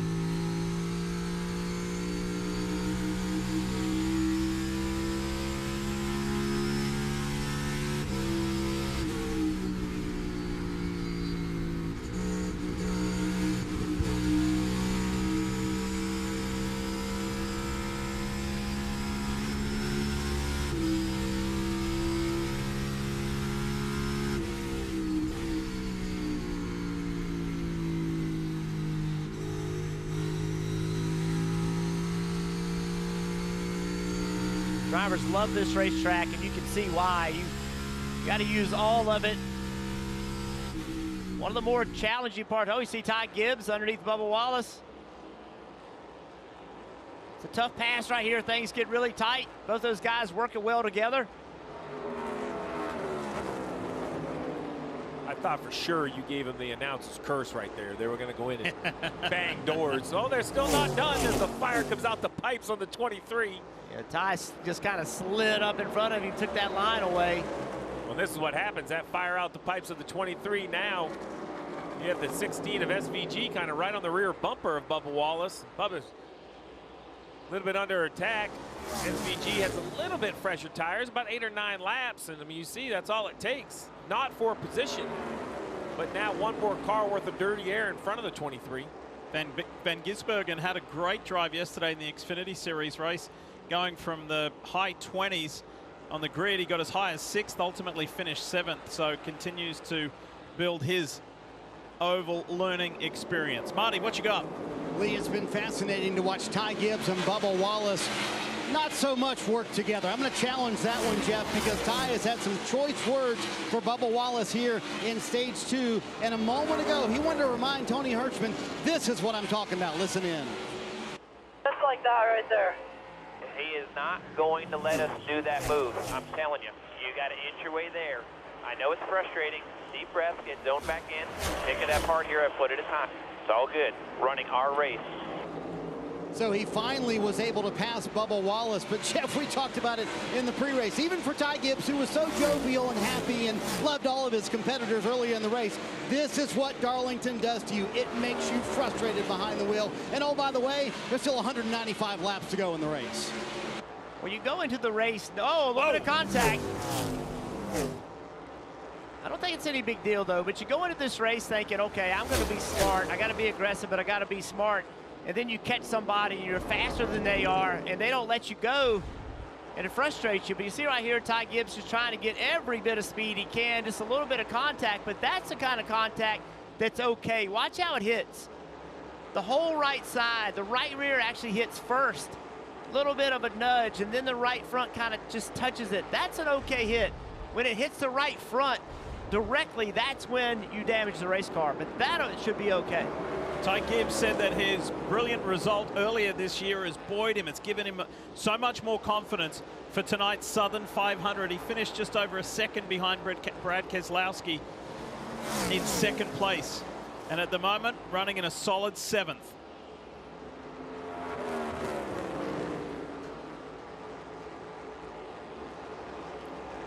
Well, let's see which drivers are on the move. Brought to you by Ashley Furniture. The 38 of Gillen all the way up, running in the 15th position, having a nice quiet night right now next to his teammate, the 34 of McDowell, doing a nice job right in front of Gillen. The 41 of Ryan Preece. You had mentioned SHR, the story about shutting down the upper management, Jeff. Well, Preece currently in the 12th position, running really well in this 41, quiet. And if there's any track you want to have a quiet night, Darlington is it. Let's see how high he can climb as Larson continues his domination of this race.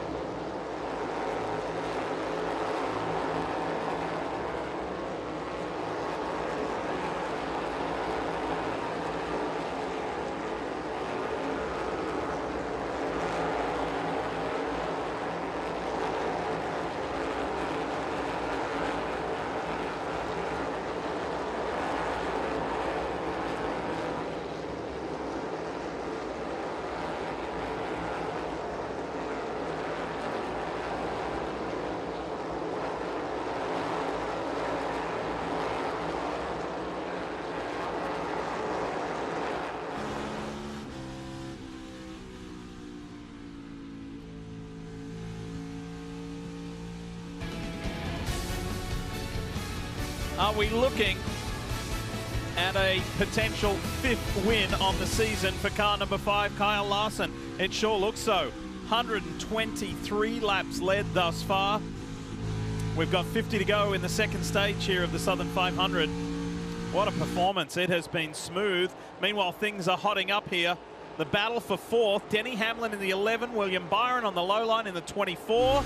Here he comes. Jeff, you had mentioned the track now almost under complete darkness, and it has shifted.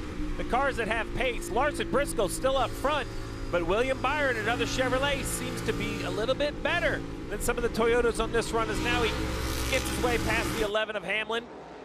49 to go in this stage. I expect pit stops to be in about maybe 7 or 8 laps. It's going to be very important between the leaders, who are only 6/10 apart, who gets to pit road first. The other thing that's happened, Steve, since it's gotten cooler, the fall off on tires have become less. There's been less slowing down of the cars, but you can see, you talked about the change, and here comes Brisco. Larson's having trouble getting by Cindric, and Brisco's just gaining a little bit every lap. The way that William Byron's car has come to life, certainly over the last 10 laps, has been impressive. He just blew by Tyler Reddick. We know that Tyler is under the weather. And check out this, as the 6 is in, Keselowski's in. Yeah, starting the green flag cycle early for fresh Goodyear tires, snow-coat fuel. Brad saying it's numb in the center. I feel like I'm overdriving the entry. Just need the car to turn better. Slight air pressure adjustment on that Ford Mustang. Check this out. As Larson struggles to get by Austin Cindric, he's now got a full fight on his hands for the lead of this race as Chase Brisco in the 14, the High Point Ford, is really applying the pressure as Brisco comes back. Larson likes that. Now he has Cindric between him and Brisco. That will allow him to run a clean 1 and 2, get himself a little breathing room, 4 or 5 laps, maybe less from a pit stop.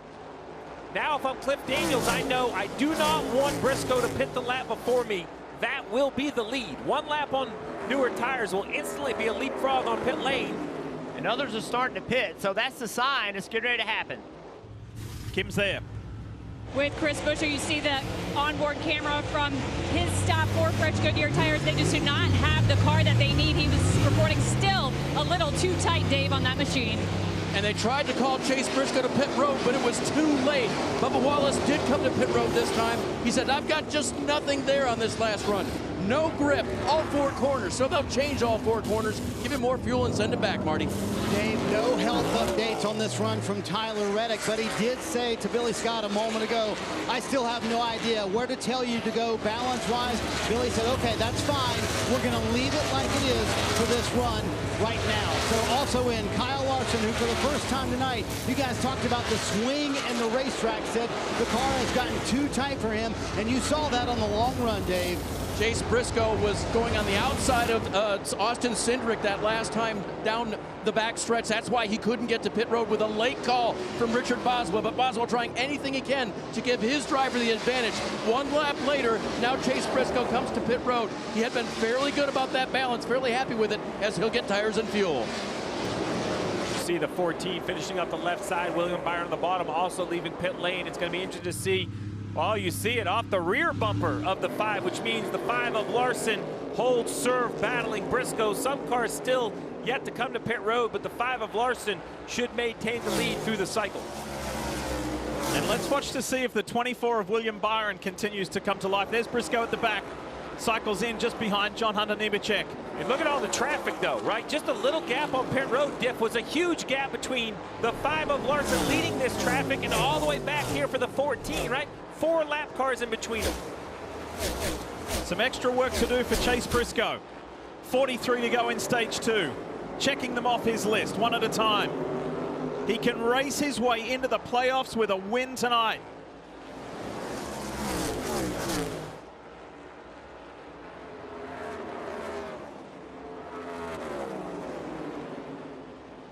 It's been impressive, Jeff. He's been running at the front for the majority of this race. Yeah, he loves this racetrack. And on top of that, you know, racing a guy like Kyle Larson, who everybody believes is the best race car driver, I believe the best race car driver in the world, to be able to stay with him all night, try to understand where do we need to be a little bit better. That's confidence building. Sorry, Jeff, right behind the 14 of Brisco's, that 9 of Chase Elliott. You had mentioned he had gotten last. They're trying to run long to see if they can get a lucky yellow, but you just see how slow the old tires are. I mean, it looks like they have a problem. They don't even look like they're up to speed. There's just so much less grip. We're looking at well over 2 seconds slower for the 9. We're waiting on not only Chase Elliott, Steve, but we're waiting on Austin Dillon, Busch, Berry, and Denny Hamlin, continuing this trend that he's done all night long of going off sequence from the others, going off sequence from Larson and Chase Briscoe and Tyler Reddick. The Coke on board one more time.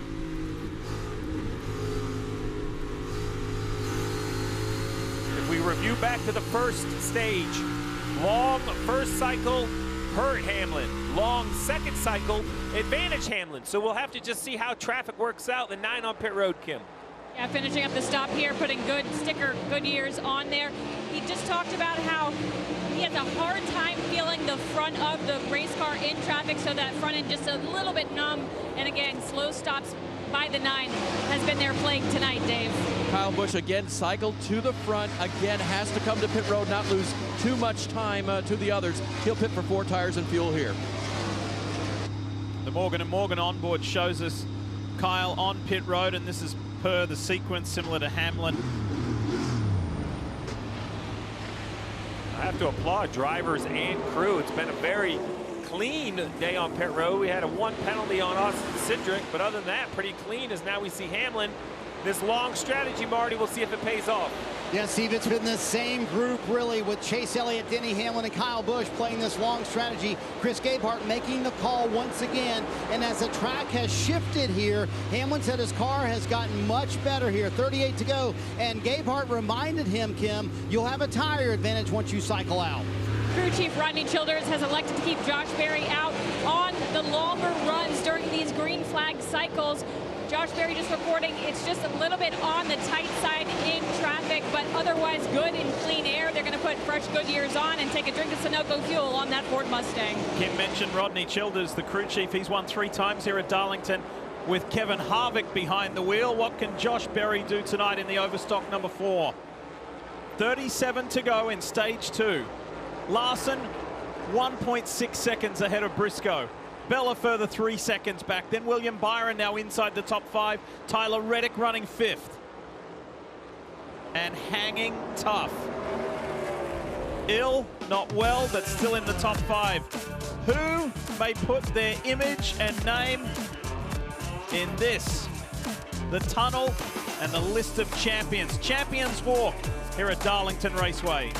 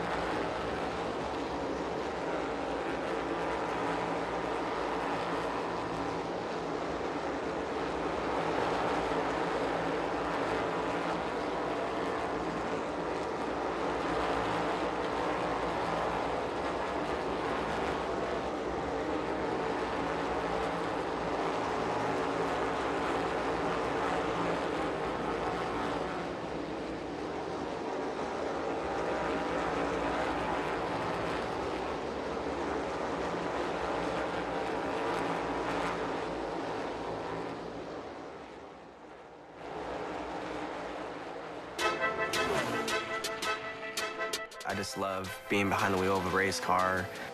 I want to be the best race car driver in the world someday.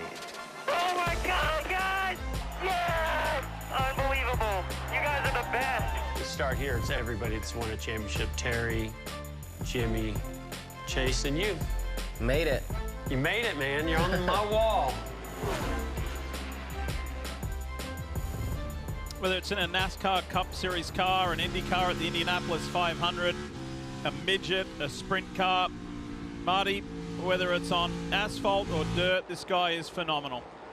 He certainly is, Lee, and Kyle Larson has done his job tonight, but the pit crew has also done their job, including Blaine Anderson, his front tire changer. They gave him the lead on the first green flag stops of the night, and he has controlled the race since then. And Blaine was a football player at Alabama, actually walked on for Coach Saban, and these shots are from the 2015 National Championship game. He was a safety and also a special teams player. I asked him the #1 lesson you learned from Nick Saban. He said, honestly, discipline. I said, with what? He said, with everything, no doubt about it. But he gives credit to Scott Cochran, who he tells me is the most famous strength coach in college football, Dave. He said he's the one who told me, try NASCAR for your football career, and he's still here all these years later. Well, Marty, you know where to go if you're researching famous people and things about them. Well, if you were looking up stuff on Eric Jones, you might go to Wikipedia and you'd see that one of his nicknames is That Jones Boy. That Jones Boy?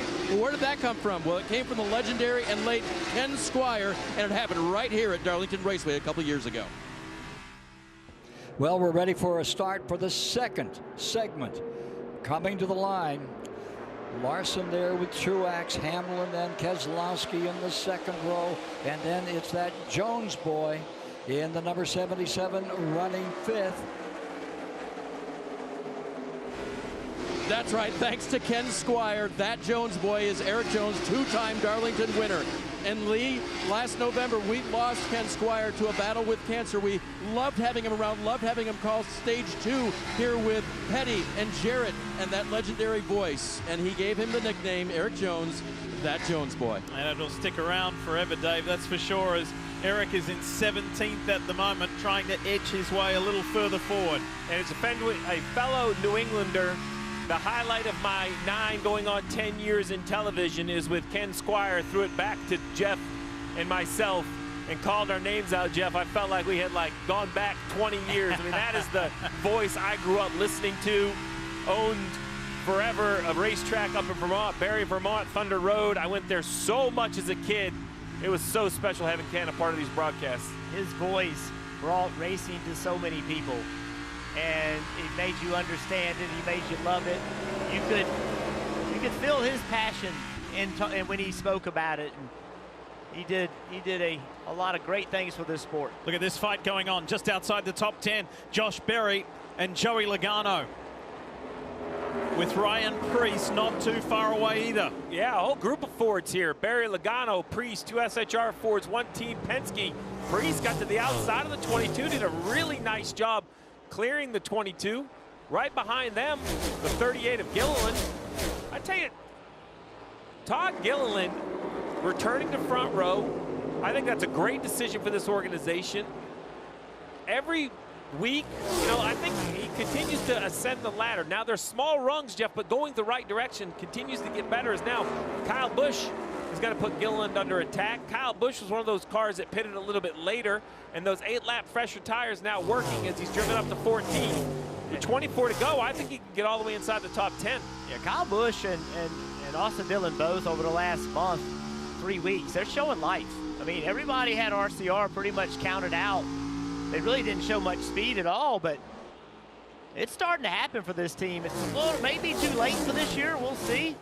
Maybe Kyle Busch can win this race tonight and get himself in the playoffs, but certainly an impressive forward momentum for them lately. So that's 13th in the Morgan & Morgan Chevy as he goes past Joey Logano. He's following in the footsteps of Denny Hamlin, who's up to 7th. So let's get an update on somebody hopeful of making the playoffs, and that is Trackhouse Racing's #1 of Ross Chastain. Kim? And Lee, he currently runs in the 16th position. And this afternoon, I asked crew chief Phil Surgeon, what's in your toolbox for tonight? and he told me it will all come down to how the first part of the race goes, who's having a good night, who's not. Well, this team did not score stage points in the first stage. They are not in position to score stage points in this stage, so it looks like it is a must-win situation in the final stage here tonight. And so Phil told me if we are in a position where we have to win, we will throw a Hail Mary in the final stage. So, Steve, we think about Darlington as relatively straightforward. We know how much tires mean. What does a Hail Mary strategy-wise look like in the final stage of the Southern 500? Well, the only thing I can assume is opposite of the field. I expect the field to pit twice in the final stage. Pitting only once, I think, is not very advantageous. You're out there slipping and sliding on old tires, but math says that there's a chance you could pit an extra time, actually pit 3 times, because the third stage is longer. Keep the one on fresh tires and see if you can try to overcome the gap. Well, we've seen Ross do some pretty wild things in the past. Let's take you back to Martinsville 2022. This move, by the way, is now no longer allowed, but it was spectacular, to say the least. An objective achieved. Still, in person, one of the craziest things I've ever seen. I mean, it didn't look real out of the window, and it just shows you the will of athletes and what he was willing to do on that afternoon. It kind of shocked the whole racing world. Yeah. Really cool scheme on this car. Somewhat of a throwback with the Busch machine for Ross Chastain.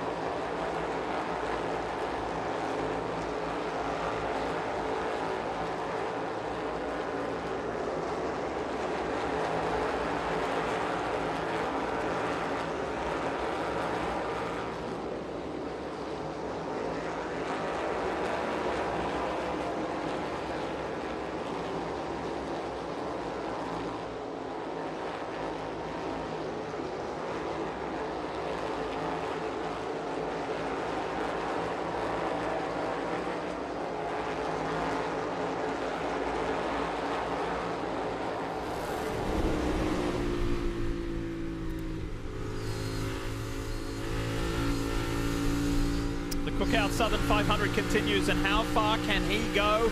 He being Denny Hamlin in this 11 for Joe Gibbs Racing. He has worked his way forward to 4th now with 6-lap fresher tires than the race leader Kyle Larson. Was running basically in the 5th position when the green flag cycle started many laps ago.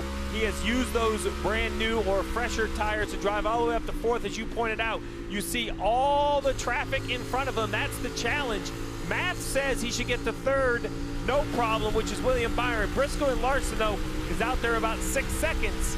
It's going to be difficult to work through traffic, but he still has 13 laps in this stage. Check this out from a few moments ago. Tyler Reddick in the 45. Yeah, it just gets a little high. Does a nice job of giving up the positions and making sure he keeps the car safe. That's the key. Those are those moments. You're going to have many of them throughout the night. You just have to kind of understand you're in the bad position. Here's Hamlin using those new tires. This is going to be a lot of fun for a driver, Jeff, to be able to have this big of an advantage. Oh, it's so much fun. Trying to slice through the field. They're telling you where the leader is. Go see if you can get him. Well, there's William Byron just ahead of Corey LaJoie. He's not that far. He's less than a second. There he is right there. Oh, yeah, William Byron is not going to be an issue at all for the 11. Oh, I thought he was going to clear the 7. Oh, he does. Just way more speed than the 24. Still about 7.5 seconds behind the leader, Marty.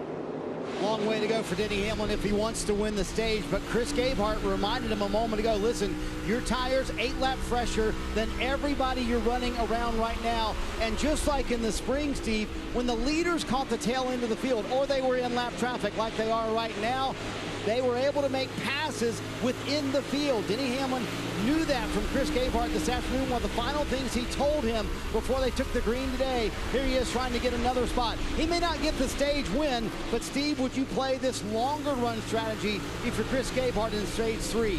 Well, he's stuck to it for the first 2 stages. I can't imagine he would go away from it now. The question is, how does he get longer than everyone else? You know, people may migrate to his strategy. That's the challenge when you have so much conviction as Chris Gabehart. You kind of show your hand both stages.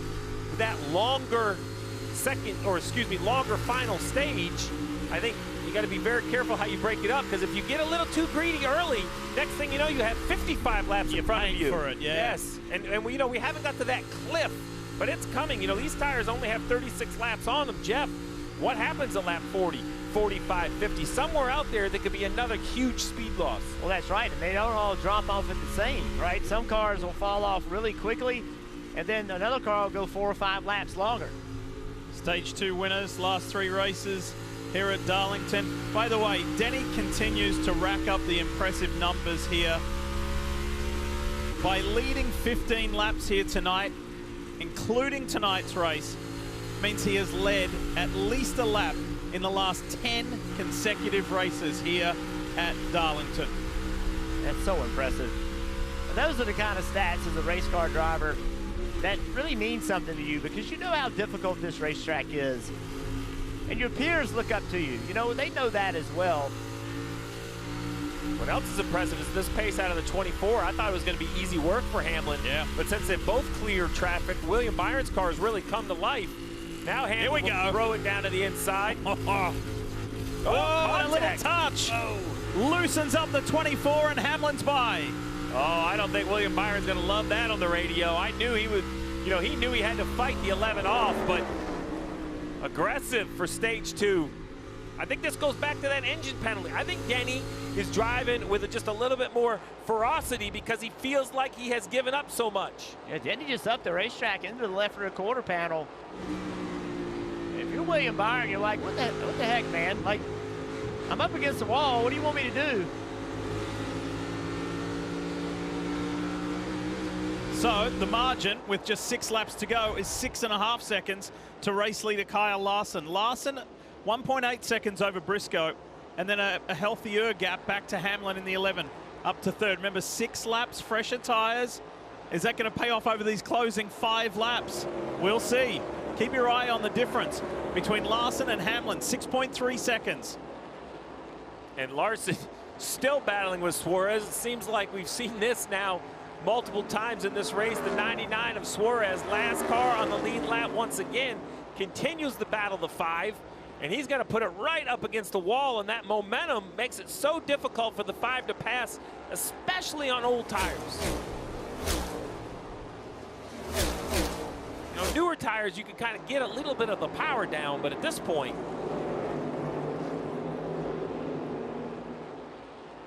I think Larson at this point, with no pressure from behind, is like, okay, I'm not going to fight you here. I'm not going to get myself in trouble.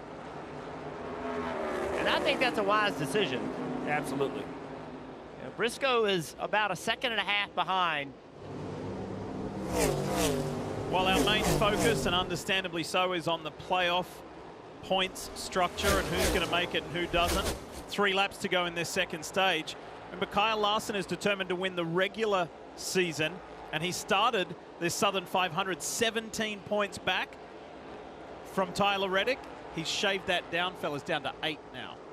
And leading to 163 laps while doing it. So not only gaining points, but asserting himself as the dominant car from the sunshine into the dark, yet continues to lead. Hamlin's making inroads, but he's going to run out of time and run out of laps in this second stage. But it's been pretty impressive. He is, but remember, that final stage is 20 so laps, maybe a few more than 20 laps longer. So, you know, the long run cars are going to be tested even more. I love this view. I could ride on the roof of Hamlin when he's just so precise around here.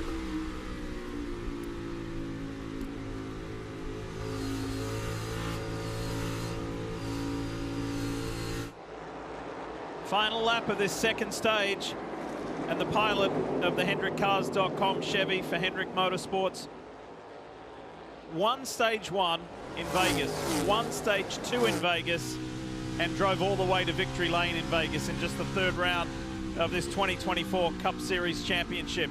Is that an omen for tonight here in the Southern 500?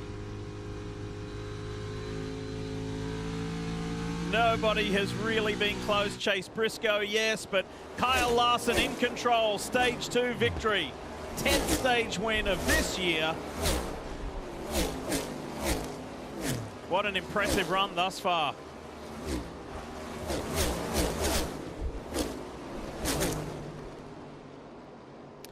Briscoe follows him in second. Hamlin up to 3rd. Byron and Bell.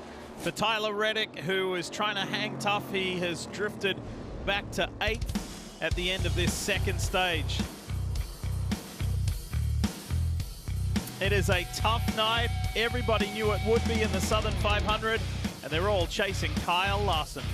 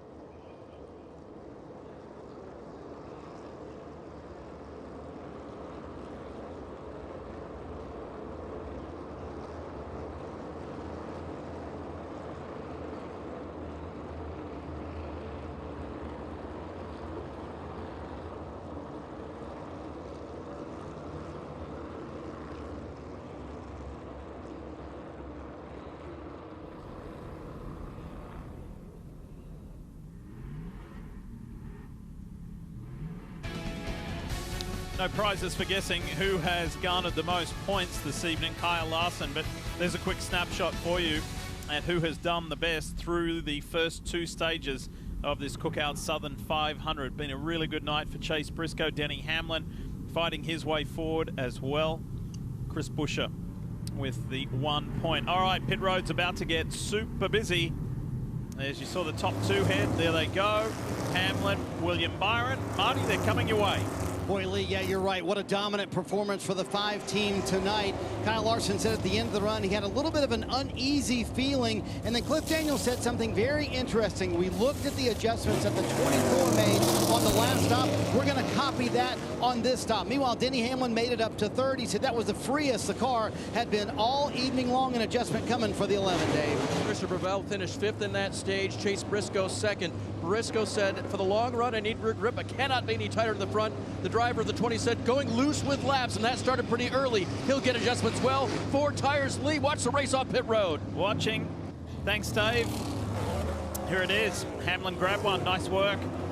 Pretty stable there. Bubba Wallace grabbed one as well. Tyler Reddick trying to hang on and hang tough, and that's the way it's been since 1950. This place oozes history, and if your name is on the winners list, that is truly special.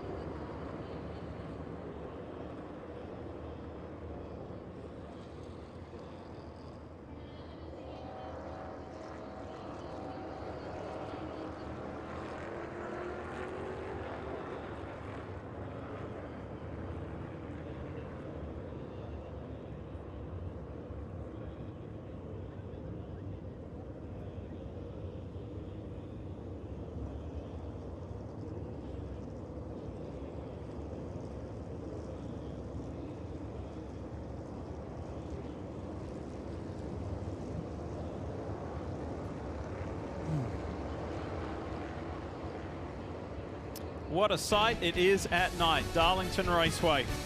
And the Labor Day tradition that is the Southern 500.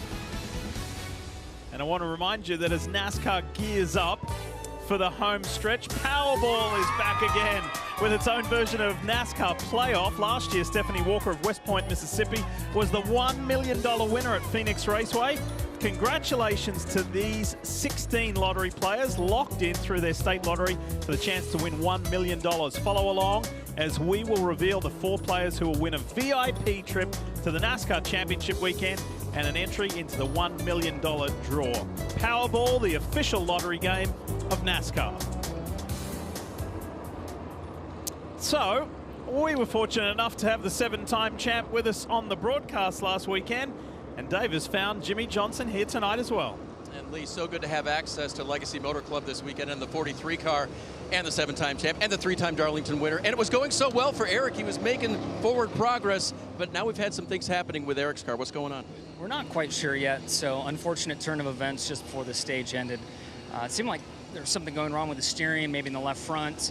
We got those wheels and tires off, nothing glaring there. Everything looked fine. New wheels and tires go on, and still have an issue with the steering. So this is one of those moments where I'm glad I'm sitting here and I'm not the guy in the car when the steering does whatever it's going to here at some point. Well, you know, on the box, not in the 84 car this weekend for one of your starts this year. What do you like to do? How do you like to be involved? What do you like to provide on a race basis here? I have so little time on a pit box watching that I'm just taking it all in and trying to understand the communication between driver, spotter, crew chief, watching our pit crew do their great work over the wall. So really just observing right now because it is still so new to me. The view is so different, right? Because you want to contribute, and you were a driver for so long, but it's so different. There's different stuff you can pick up. It is so different. It's very helpless. When you're in the car, you have such a better understanding of what's going on connected to the performance of the car. It is very confusing and very distant sitting on the pit box watching. All right, taking notes is the co-owner of Legacy Motor Club. Going to get some ideas for next time they get together and talk about it, Marty. Dave, want to give a quick health update on Tyler Reddick, and what a gutty performance it has been for the driver of the 45 so far this evening. Under that last stop, he did ask for more medicine to be mixed up in a water bottle. They were able to hand him that medicine, and the interesting point Jeff he made is he said it felt like the medicine that he got in stage 2, number 1, helped him, but number 2 was wearing off towards the end of the stage. Stage 3, much longer. So how much can Tyler Reddick stand tonight, and can he make it all the way to the end? Oh, I think he'll make it to the end. I mean, he's much past halfway in this race. And emotionally, Steve, that means, hey, I'm making it, I'm going to be all right. I agree, and the adrenaline of the potential opportunity to win. When we come back to green here to start stage 3, we're going to listen inside the 5 team. Let's get ready to go. Stage 3 of the Southern 500. Let's do it. I'll roll in here. Still rolling. You have no help here. Still tight. Still tight. Still tight to you here. Still tight all the way bottom lane. Still tight. Still tight inside. Still tight to you. Still very tight. Still there. Just shooting him. Still there. Still there. Still just shooting him. Still just shooting him right here.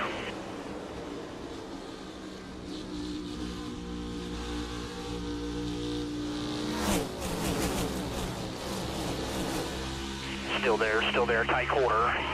Still just shooting him. Still there, quarter, tight, clear, clear, clear. That's the voice of Tyler Mon. You saw him there, the spotter for the 5 of Kyle Larson, who is not only spotting for him here in the Southern 500, he had the honor of spotting for his driver at the Indianapolis 500 this year when Kyle did the double, or attempted to do the double. Of course, weather interrupted it at Charlotte Motor Speedway. But Tyler told me this afternoon that was one of the biggest thrills of his life, being the regular spotter here and going to Indy and doing that for Kyle. No, I can only imagine. Kyle Larson loved the opportunity. As a spotter, you have to love the opportunity as well. A little bit of challenge here for the 20 of Bell, though. We were watching that battle at the front. Barry gets into the left side of Bell, gets up into the wall, damage to the left and the right side of the 20. Yeah, we see a lot of this tonight. Drivers just getting into the door of the guy on the outside in the middle of 1 and 2 and putting him in a bad position.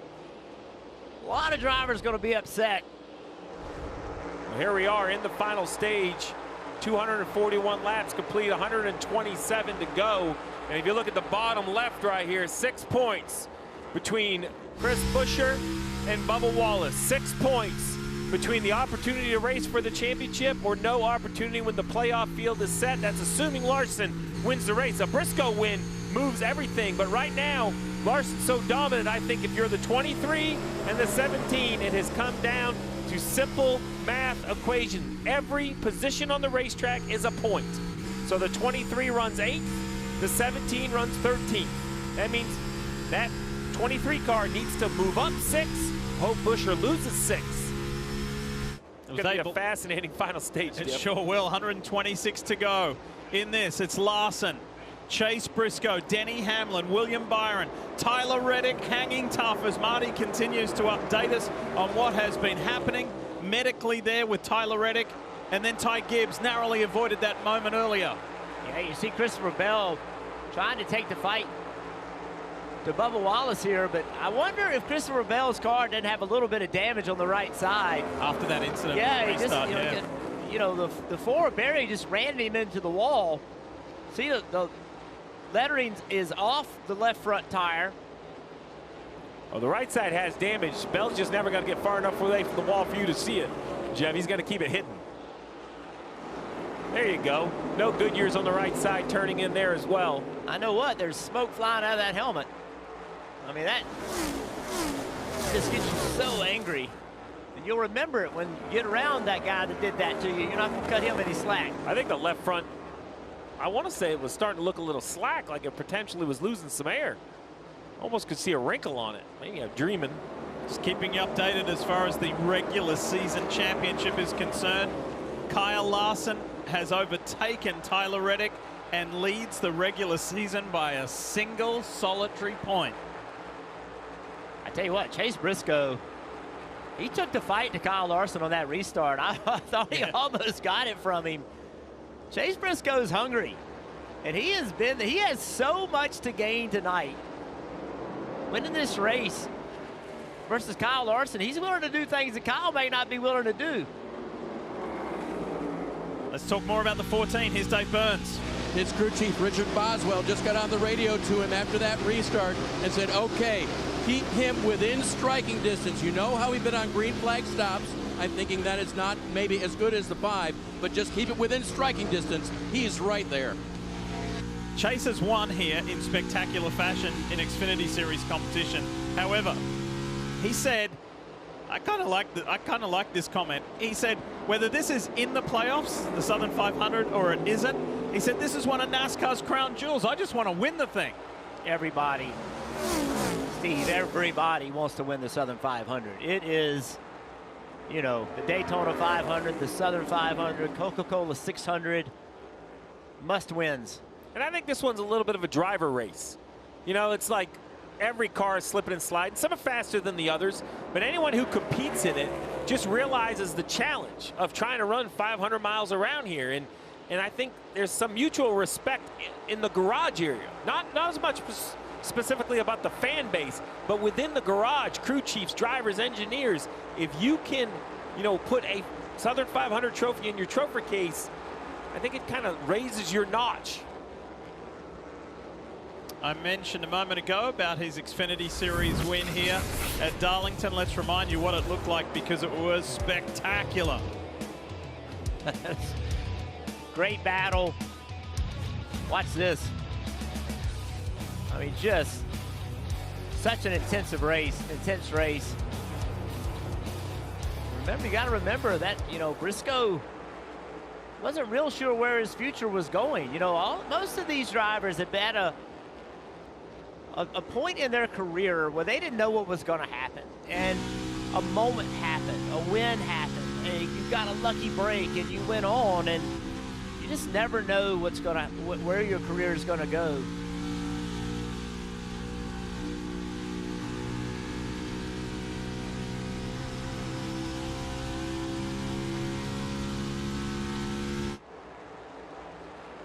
And for those Stuart Haas cars running with Briscoe in second, Josh Berry just rebounding wonderfully so after that huge moment in Daytona last week. Berry runs in 6th. Ryan Preece running in the top 15, just behind Ross Chastain and ahead of Todd Gilliland.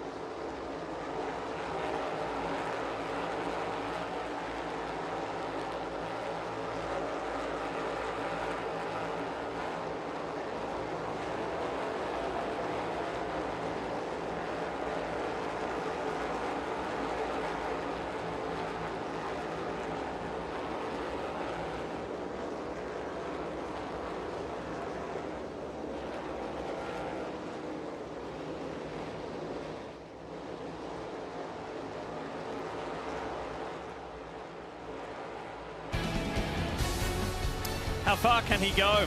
Kyle Larson is edging closer and closer to leading 200 laps in this Southern 500. He's up to 190 already in a dominant display. Now under the lights here at Darlington Raceway.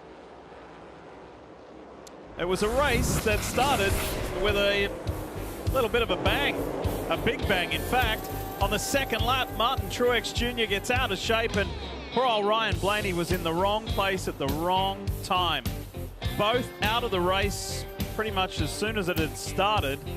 However, there is somewhat of a silver lining in this for Martin Truex Jr. as we show you the updated playoff standings. Stevie's highlighting it there with the telestrator. Truex, purely because of where we are in the duration of this race, with stage points in stage 1 and 2 having come and gone, Martin is locked into the 2024 playoffs. Yeah, and this being his last full-time season, you know, I'm indifferent on who has great runs and who doesn't. I just hope for great racing. But when you see somebody like Truex and this career that he's had and the way he's carried himself in the sport, I think I was hoping that he would be in. I want to see him make a run at a championship. I hope that he wins at least one more race. I want to see a race win in his final full-time season for the fans, for Johnny Morris, for Joe Gibbs Racing, for everybody around him, for Martin. I think he's had such a great career. If you can earn such a right, I think he has. Unfortunately, the racing gods don't care. You're going to have to go earn it on the racetrack. That's what makes racing so beautiful, is when you line up on the grid, it doesn't matter if you've won 0 races or 63 races. Your opportunity in front of you is the same. You have to make it happen. Since the stage 3 restart, Tyler Reddick has hung tough and rebounded somewhat. He's up 3 positions to be back running in the top 5.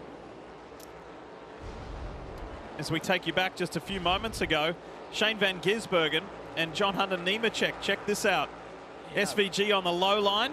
Seen a lot of cars make contact right here. I think SVG was expecting John Hunter to be a little bit closer to the wall, which I think is fair for him to expect. Normally the guy on the outside will be out by the wall. Now, we've seen multiple times where it didn't matter the guy was out by the wall.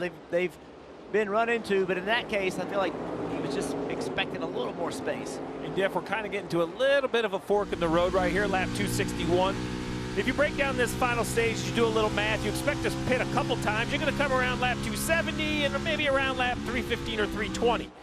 But there is this outside chance. We talked about the potential, what's a Hail Mary? The one said would do something crazy. Well, I think option A, and what most will do, will be pit twice, as I just mentioned. Option B is you pit 3 times, which means you're probably going to be on pit road at like lap 267, 268. The crazy strategy, what I think is the scariest strategy, is not pit until almost all the way to lap 300. That puts you out there on old tires for a long time. Now, a timely yellow, it's like that Powerball playoff. You're hitting the lottery ticket with a yellow. The Morgan & Morgan onboard shot. Hey, Marty, I know that you've been following the radio on the 11 and you're monitoring the progress of Denny Hamlin. What do you think they're going to do? They're going to follow suit what they've been doing for the early part of the night? Yeah, Diff, I just asked Chris Gabehart that question a moment ago. I said, do you think the running long strategy will pay off? And he said, yes, I do think it'll pay off. And he reminded Denny Hamlin of that a moment ago. Listen. Time to be all in yet. When he gets in front of the 14, you'll have to pound. Chris, I know you're studying, but I'm doing the best I can. I got it. Just doing my job. Steve, the first part of that was, it's not time to be all in yet. That's code from Chris Gabehart to Denny Hamlin to say, hey, you're still conserving your stuff in this run. That leads me to believe that, yes, indeed, they will play that long strategy like they've done all night long here in stage 3. All night long, and kind of their signature. I mean, look at their best average finish here. In 8.3, 24 starts. You mentioned it, Diff, that he just has completed all the laps, hasn't really had any issues. And no DNFs. No DNFs. Where it's a track where you can have some like slugfest to finish. It'd be easy to get turned into the wall on one of these green-white checkers or these crazy races. So no DNFs is so impressive. And I mean, their signature is normally long. And if anyone can take care of rear tires, it's Denny Hamlin. Remember that win back in Bristol when the tires were just disintegrating off these race cars? Who made it last? The 11 of Hamlin. By the way, Goodyear tells me the same tires will be at Bristol when we're there soon in the playoffs. Exciting times.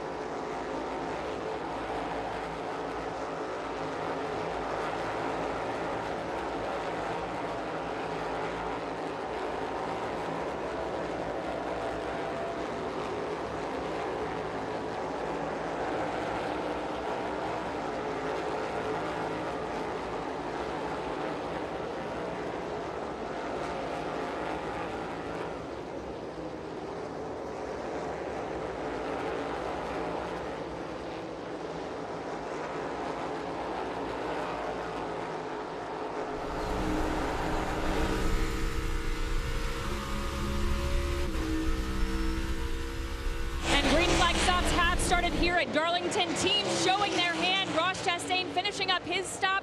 We talked about that Hail Mary Phil Surgeon talked about.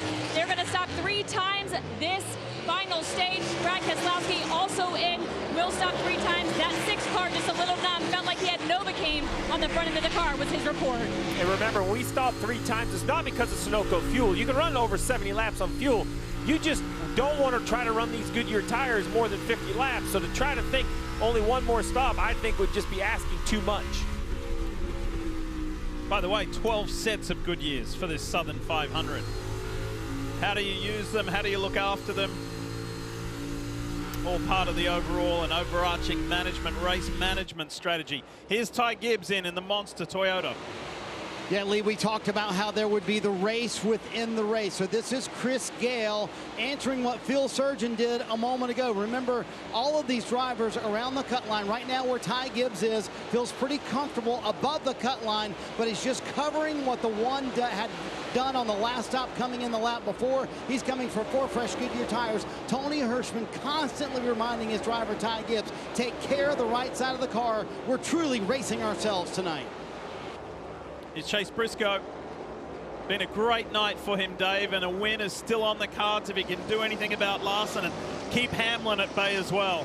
Lee, he might have tapped the wall just a minute ago, but the car has been just so loose. He's been encouraged by his crew chief, keep fighting for us. We'll fix you up on this stuff. You can see the mark on the right rear quarter panel. Well, that could have come from earlier as well. It is Darlington after all, but crew going to work now, trying to hold their position here. As Marty, we see the 5 of Larson on pit road. Yeah, Kyle Larson coming down pit road. He saw Michael McDowell, who pitted way earlier in this stage, coming behind him, and he said, is that for position behind me? And they said, no, don't worry about that. McDowell is a couple of laps down. Now we'll see where Larson cycles out. This pit crew has just been outstanding all night long, Lee.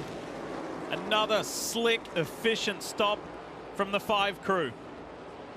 This night could not be going any better for Kyle Larson, who has led 207 laps of the Southern 500. And now this is this game of the tortoise and the hare, the game of leapfrog. 14 pits, lap later, the 5 pits.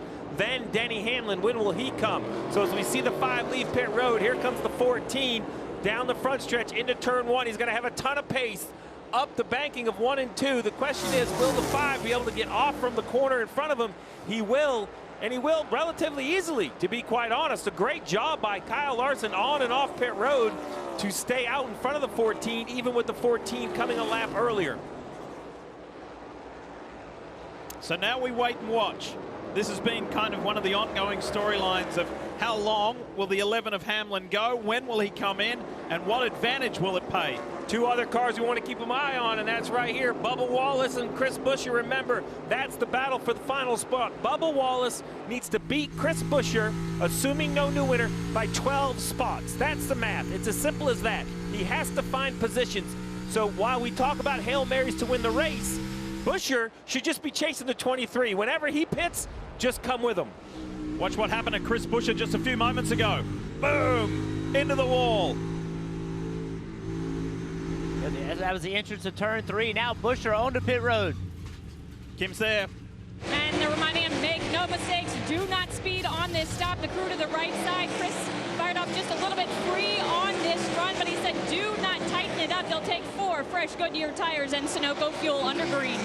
And the guy he's fighting to make the playoffs just saw his teammate and one of his team bosses go blowing on by Bubba Wallace in Brad Keselowski. So interesting move by the 23 running long. Remember, a yellow right now, it would be a pit of the stomach feel for Chris Buescher because Wallace hasn't pitted yet. He's on the lead lap. Now he's losing time. This is that run long strategy that we see Hamlin kind of work out, but I don't hate this move by the 23 because I don't see 12 positions available as good as the 17 is. They're going for so now that the 17 pitted, he pitted first. If you're crew chief in the 23, are you now saying we have to run long? I think because they beat me to pit road, they kind of flipped over my cards for me. And I said, oh, man, well, now what I need you to do is run long. We're going to chase. And if you're going to chase anybody, I'd follow whatever the strategy is, the guy that owns the team. So since Denny Hamlin's long, I would jump on that train. There has only been one caution for on-track activity, and that was on the second lap with Martin Truex Jr. and Ryan Blaney.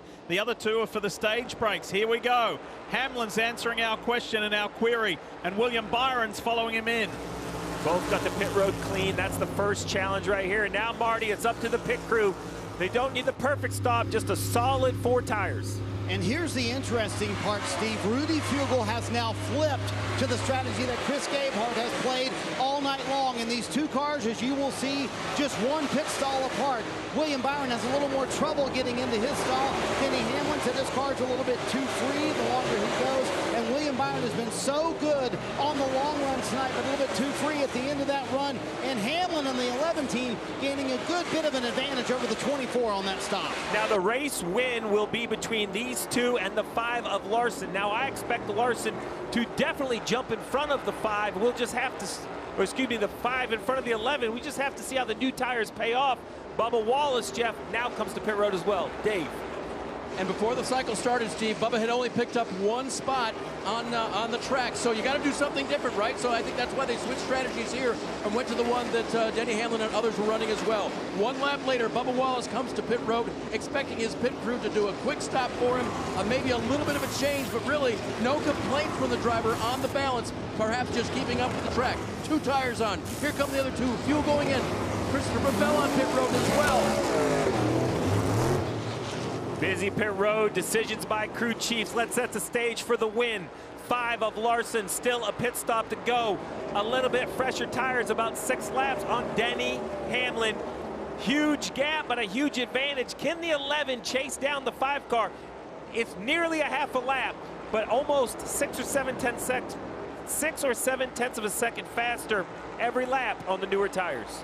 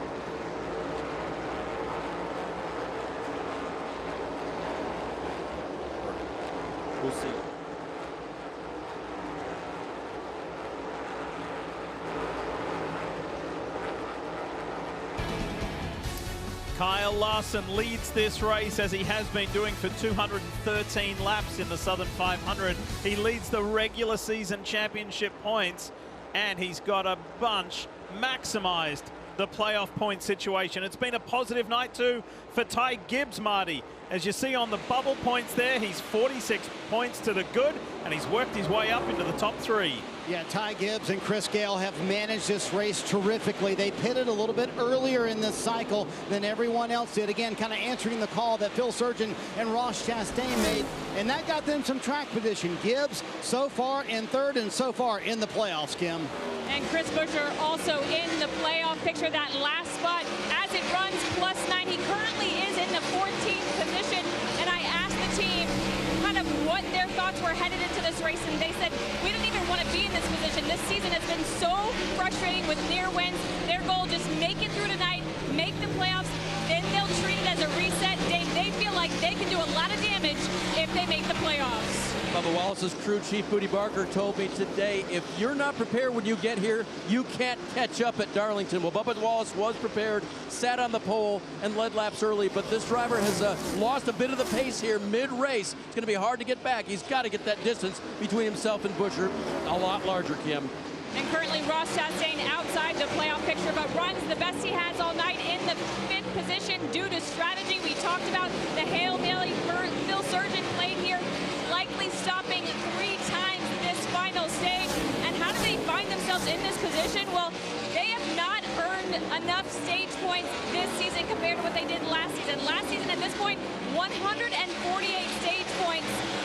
72 fewer stage points have been earned this season. That is a huge gap. It continued here tonight. They did not earn stage points, and that's what has put them in the position to have to try to throw this Hail Mary, get a win, and find themselves in the title hunt. Yeah, coming into tonight, it's a great point, Kim. No stage points in 6 of the last 7 races for Ross Chastain, but he's gone from 22nd up to 5th. But Jeff Stevie slightly off strategy to those guys that he's surrounded by. Yeah, he really is. And when we look at the Buescher-Wallace battle, I think the big challenge for Bubba Wallace is, yes, he's outrun Buescher most of the night or all night. But, you know, there's only 19 cars on the lead lap. Buescher's running 14th. As long as Buescher stays in the lead lap and has, you know, he's got to keep reasonable pace, not have a bad night, he can probably get done what he needs to get done. Yeah, if I'm the 17 right now, Chris Buescher and Scott Graves, I am clearly just racing the 23 car. I can't catch Gibbs. I'm just trying to cover the 23 and cheer on Larson or Hamlin or somebody that's already won a race. You can't have a new winner. Oh, 66 slow on the track. Problems for Timmy Hill. And he'll be able to get to a safe spot. Yeah, he's all the way at the bottom. Oh, look at this big stack up here. 10 of Noah Gragson, 38 of Gilliland, 38 as the freshest tires of the group. Really just off pit road. He's in the 15th position. Let's have a look at what just went down with these guys. Gragson on the low line. Cindric's in there. Gilliland goes high right across the front of Eric Jones. That was a lucky escape.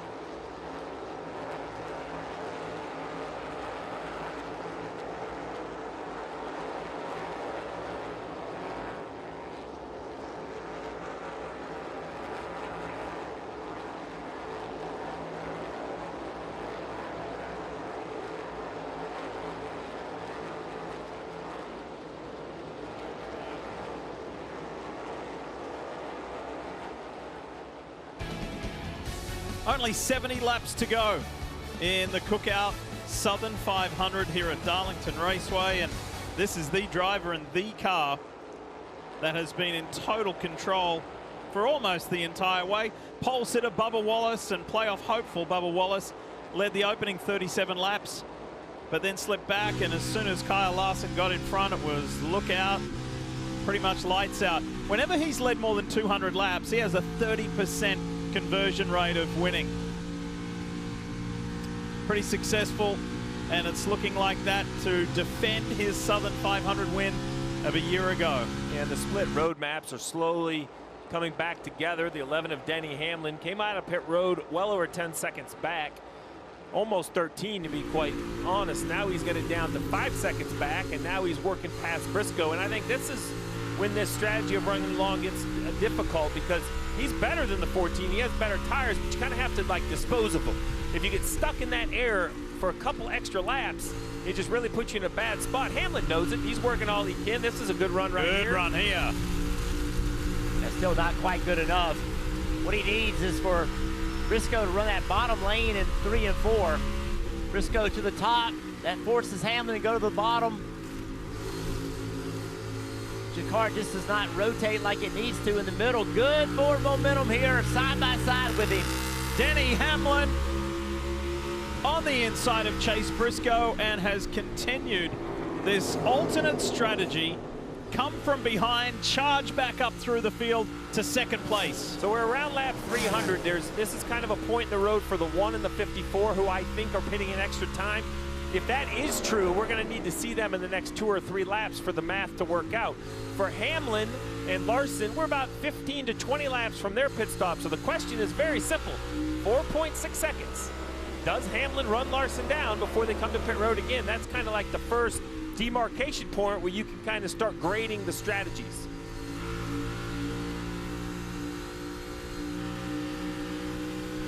Enjoying the ride around Darlington Raceway with Denny. Think about next week. Can you imagine kicking off the playoffs at Atlanta? I mean, it's going to be these playoffs stiff with Atlanta and Watkins Glen, the Roval, Talladega. These first 2 rounds have, I think, the most roller coaster potential, right? We could have moments, wrecks, anything could change kind of the complexion of these playoffs.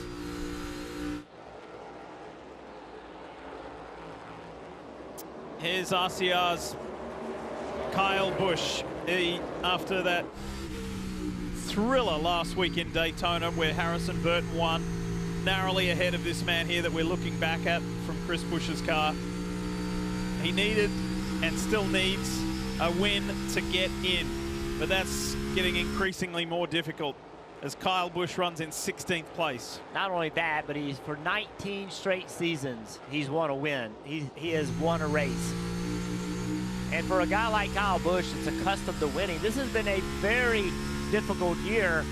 And Dave, he does not want that streak to end. No, he does not, and he'd like the car to get a little bit better, but he says it's okay tight, meaning it won't steer a little bit, but that is good, but then it just goes loose. Goes loose at the longer the run goes on. So haven't been able to quite fix that for Kyle Busch tonight. Another win here at Darlington looks far out of reach, Marty. Dave, at 231 laps led and counting, there have been very few cracks in the armor for Kyle Larson tonight, but the handling not quite as good on the 5 car. Listen in.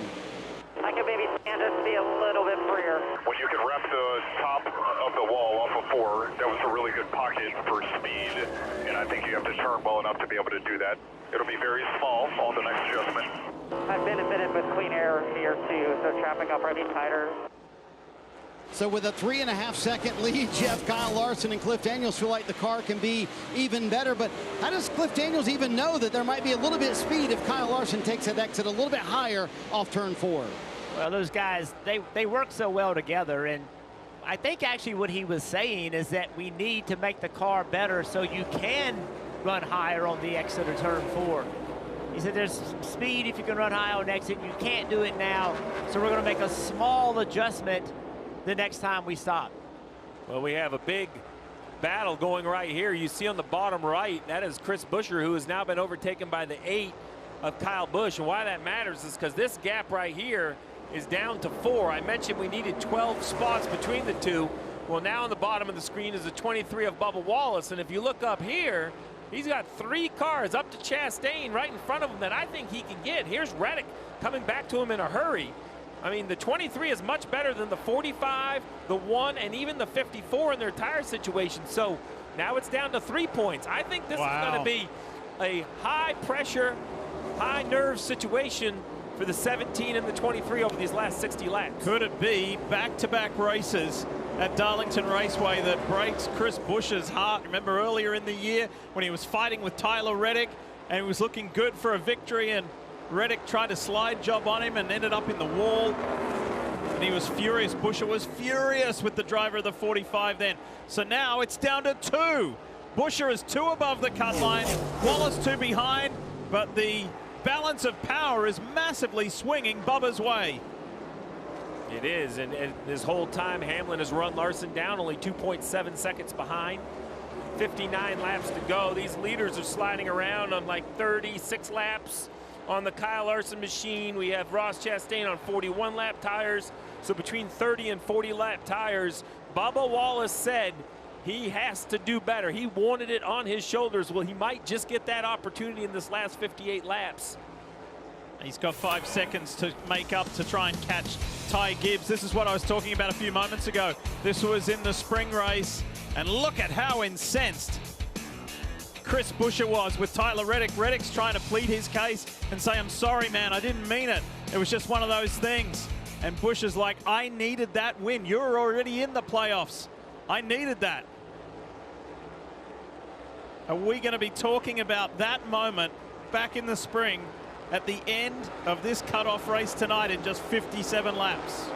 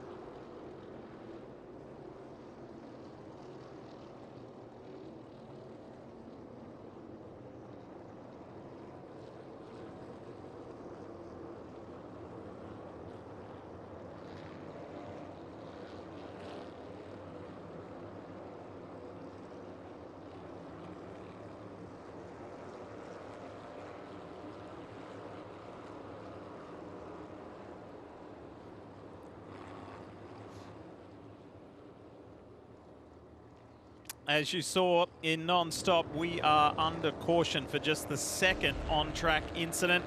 And it is Spire Motorsports' Carson Hocevar, who started on the front row earlier today, losing control of the 77 all by himself. He was underneath Eric Jones Not sure if anything happened before they got to turn 3, but just underneath him, and he loses it.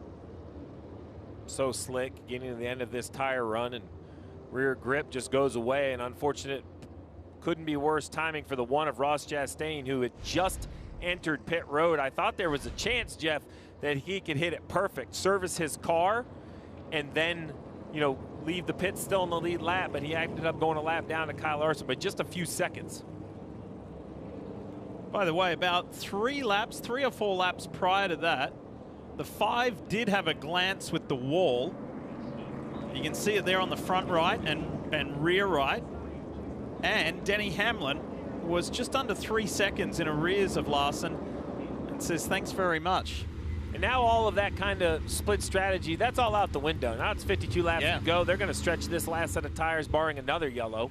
So now the question is, you know, what do you need? 52 laps on a set of tires would be the longest that most of these guys have tried to put on a set of tires tonight. You're going to run the hardest on this restart, so it's going to be hard to manage tires and pit crews, right?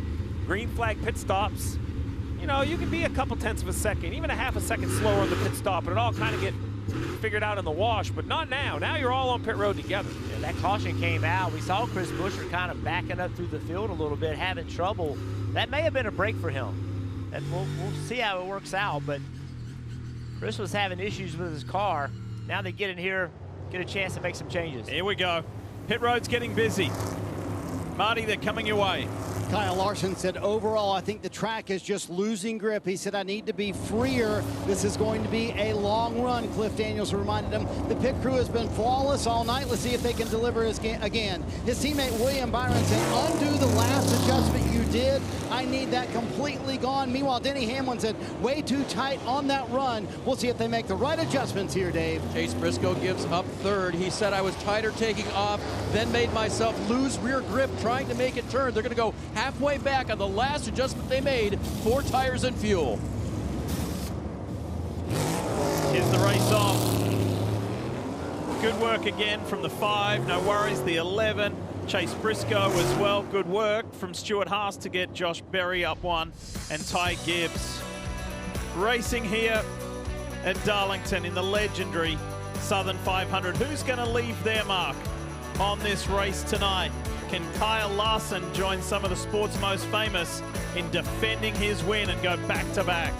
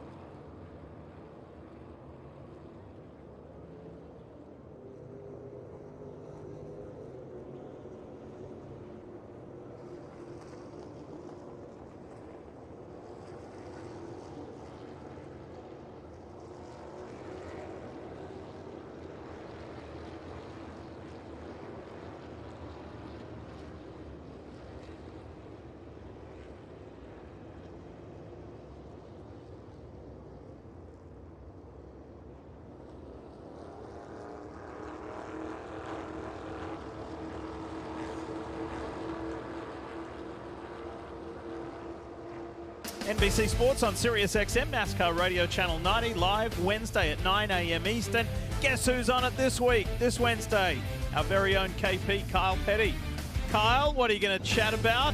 And DJ, what do the two of you make about what has gone down, and are we headed for a tiebreaker for that final bubble position between Chris Buescher and Bubba Wallace?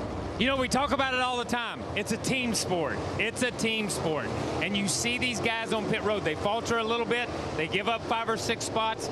These guys, the 23 of Bubba Wallace, the 17 of Chris Buescher, it's one-on-one. It's Michael Jordan. It's one-on-one. That's all they care about. 12 positions, as we've heard Steve Letarte say. Yeah, Buescher right now probably has more cars that he can pass as he looks ahead of that. But he's going to have to dig down. His car was not good on that last run. Put themselves right in this position. Going to be exciting once again. Kim, how about that 17? And then a very slow stop. Left front wasn't fully installed. Couldn't get the lug tight. They were also slow in the right rear, but just marginally, the team told me. Here's what they told Chris on the radio after the stop. I got enough, man. We honestly this up for you all night, or not all night, for the last few stops. So we're putting it on your shoulders here at this point. We're out at the moment. You got to get to the fastboard. So you heard it. They're putting it on Chris's shoulders. He's got 49 laps to get his way into the playoffs here tonight. Oh boy, what a nail biter between 2311's Bubba Wallace and RFK Racing's Chris Buescher for that 16th and final spot to contest the final 10 rounds, the playoffs of this 2024 Cup Series. It is Kyle Larson and Denny Hamlin with 48 laps to go. Let's go! Hamlin on the inside. And it's the first time in a long time that we've seen anybody really hassling Kyle Larson. Hamlin's ahead. They touch, heading down the back straight here in Darlington. Larson is unrelenting. He does not want to relinquish the lead. He has led for 245 laps tonight and is making life hard for Hamlin.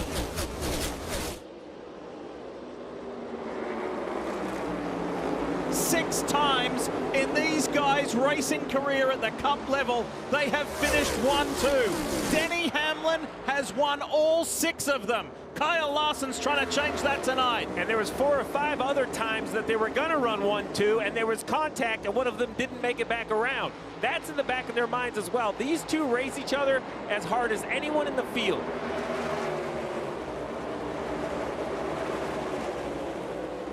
And Jeff, as hard as you want to push right here, 46 to go is forever at Darlington. If you slide those tires more than needed or more than required, you will pay the penalty. Yes, you will. Oh, contact on the 17. Oh! He gets into Todd Gilliland. They ran out of real estate on the exit of 2.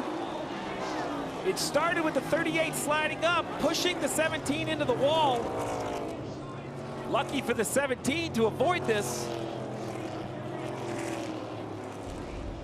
Let's have a look at what happened to the front row motorsports driver. Yeah, Gilliland underneath Buescher, trying to make the pass, gets up the racetrack, squeezes Buescher a little bit. Buescher back down into him.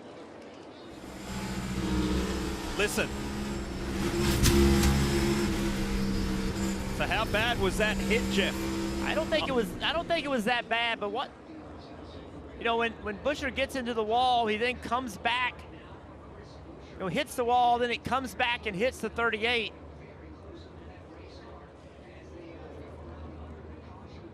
It's going to be interesting to see what damage there is. Now, the good news for Buescher is he's 15th, only 5 cars behind him. You see right here the frustration. This is sports. This is what we love, right? We could talk about technology and strategy and fuel mileage, but in the end, it comes down to the humans driving the race cars. And Chris Buescher, you could see the emotion. And is there damage, right? That's the concern right now. I think you could pit, though, Jeff. I'm pitting.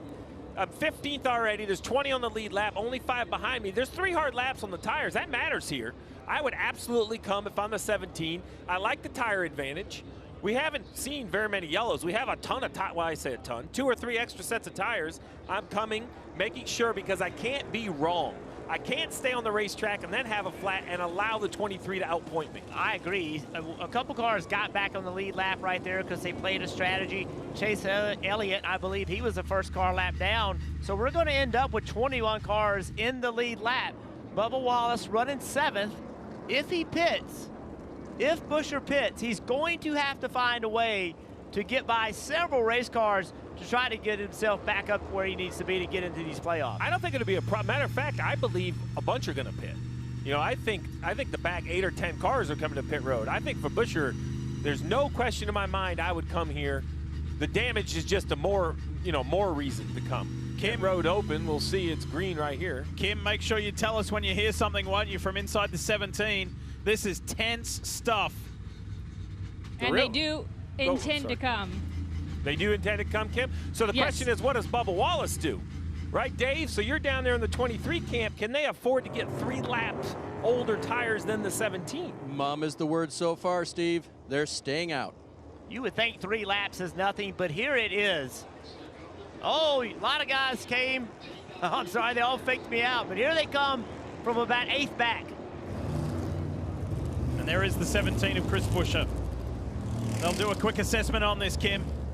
And they said the pictures look okay. They asked about the steering wheel. Chris said it seems okay, somewhat straight, just scuffed up on the right side. They think fresh tires aren't going to help him, but Chris Buescher absolutely not happy with the 38 of Todd Gillen. Felt like he just fenced him for no reason. That could have been the end of his playoff hopes. At the moment, they're still alive. Well, now the pressure is flipped. You know, Bubba Wallace stayed on the racetrack, and unfortunately, there's always these splits, and only a car or 2 behind him stayed with him. So I know it's only 3 laps, but we are not at Charlotte or Las Vegas. We are at, I mean, this is the tire grading machine. This wears tires faster than anywhere we go. He has Reddick behind him, but behind Reddick is going to be brand new Goodyear tires. This is going to be a very stressful moment for Bubba Wallace. The worst thing that you want as a race car driver is to be the last car without tires. Because you know the guy behind you, he's lining up and he has a row of them with new tires. It is, when you look in your mirror, and right now he's seeing in his mirror, he sees Reddick, but then everybody else that he sees behind him is a lap down. He knows he's in trouble. And what do you do? How do you defend that? It's almost impossible to defend it because they just have more grip than you do. What does MJ think? Does he get both his cars in this playoff for the 2024 Cup Championship? Does the nervous energy out of MJ, it only sets the stage better for me, right? Yeah. I mean, he's so invested. You could tell right there that he's a little pacey, you know, got a little bit of nerves. But that guy wanted the ball. That's right. He wanted to take the shot. Like, he was the one that wanted the basketball at the end of the game to take it. They just took it out of Bubba's hands. Now everybody else has the ball because he has old tires. He can't go, the only thing he can do is go on super offense and try to get people between him and those new tires. But they are going to be coming behind him hard. The only thing is we have to remember with 42 to go, you know, when I say they have a bunch of tires left, they have 2 or 3 sets. We'll get the exact count up and down pit road. You know, we've had a very clean race, right? So, oh, Dave, you got the man himself. He is. I looked over at him and I asked him and he smiled because I know this is why you hired Booty Barker to be the crew chief. You didn't want this job. What do you think now? I trust him. I think they had a good game plan. I think Bubba has done an unbelievable job thus far. I mean, we still got a lot to go. I mean, Busch is tough. You know, he likes his track. He did well last time here. So I mean, we're in shouting range. So he's got to do his job. You know, he's got to go out and race. You know, barring from any other cautions, I think, you know, this is the last time we're going to pit. So, do you get nervous for him? I'm absolutely terrified right now because I want him to do well, obviously. And Tyler too. I know Tyler's a little sick, but he's struggling, trying to get through it, and you know that's what NASCAR is all about. I enjoy it. You know, I don't have basketball anymore, but this can replace it very easily. I'm excited for today. I know you text him to challenge him and encourage him. If you could text him right now, what would you tell him? Well, I mean, everybody wants something, right? But something don't come for free. If you want more, it's going to cost more. That means you got to put the effort out there. You got to go out and race. So he understood that. So hopefully hopefully he can pull this off. Wise words from team owner, NASCAR fan, and a very nervous Michael Jordan. Well, that was exactly what he texted Bubba. I'm fired up. Yeah. I mean, he fired me up. I was already excited. I mean, think about those types of words of encouragement and coaching and where they're coming from. And if Michael was in the 45, what do you think he would do? He would make that 45 as wide as this racetrack so that Chris Buescher had no way of getting close, or anybody had any way of getting close to the 23. Well, the story is right here, last pit. Where are the new tires? Right there. 2 spots behind Bubba Wallace. Brand new tires on Bell. 40 laps to go when the green flies here in Darlington. Let's see how those closing 40 laps shape up. Larson gets a great restart. Hamlin pushed him last time, and here comes Chase Briscoe.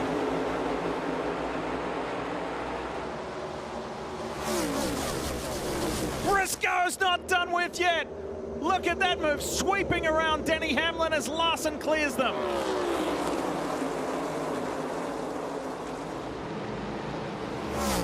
What a run off turn 2 that was for Chase Briscoe. And now he's got Larson in his sights, and here comes Chris Buescher, bottom right. Look at this traffic jam. You see the 20 car underneath Bubba Wallace. He has new tires. This shows you the difference between new tires and old tires. And if Briscoe wins, none of that matters. He's in, eliminating Buescher and Wallace.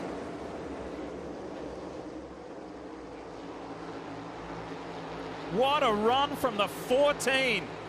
The Stewart-Haas Racing Ford, the High Point machine. He got his career best at Darlington last time out with a top 5. And now Chase Briscoe. He won his Xfinity race in spectacular style here. And now he's all over Larson, who just had a bubble. Larson's loose. You got to take advantage of it. Chase Briscoe saw him get loose. He's got to push him into the corner, make him run that car harder than he wants to. Bottom right, Buescher's getting close to Tyler Reddick, which means he's getting close to Bubba Wallace.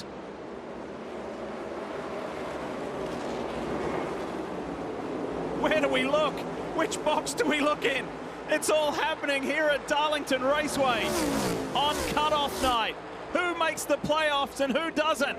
Buescher on the inside of Reddick. And Ross Chastain, let's not forget about the 1 as he comes storming by Buescher as well. Briscoe is thinking everyone has overlooked me. Keep talking about the cut line. I'm going to jump in with a win. Could it be in successive weeks we get a win and you're in situation? Harrison Burton last weekend in Daytona. Could it be Chase Briscoe here in Darlington? Chase has had a fast race car taking off most of the night. Kyle Larson has been a step away from him as the tires get older. Have they made the right changes on the 14 car?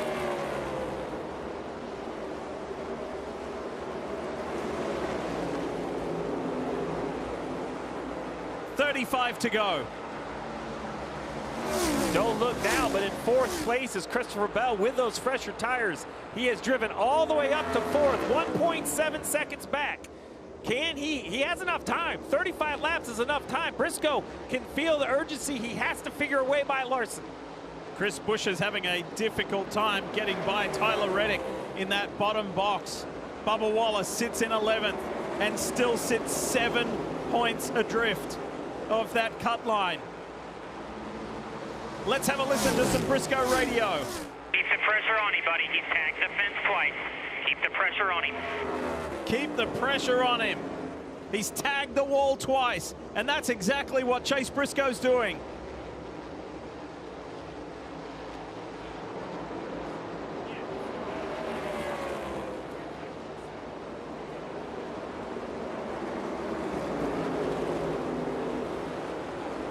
Nothing between the top 2. A car length at best between Kyle Larson and Chase Briscoe.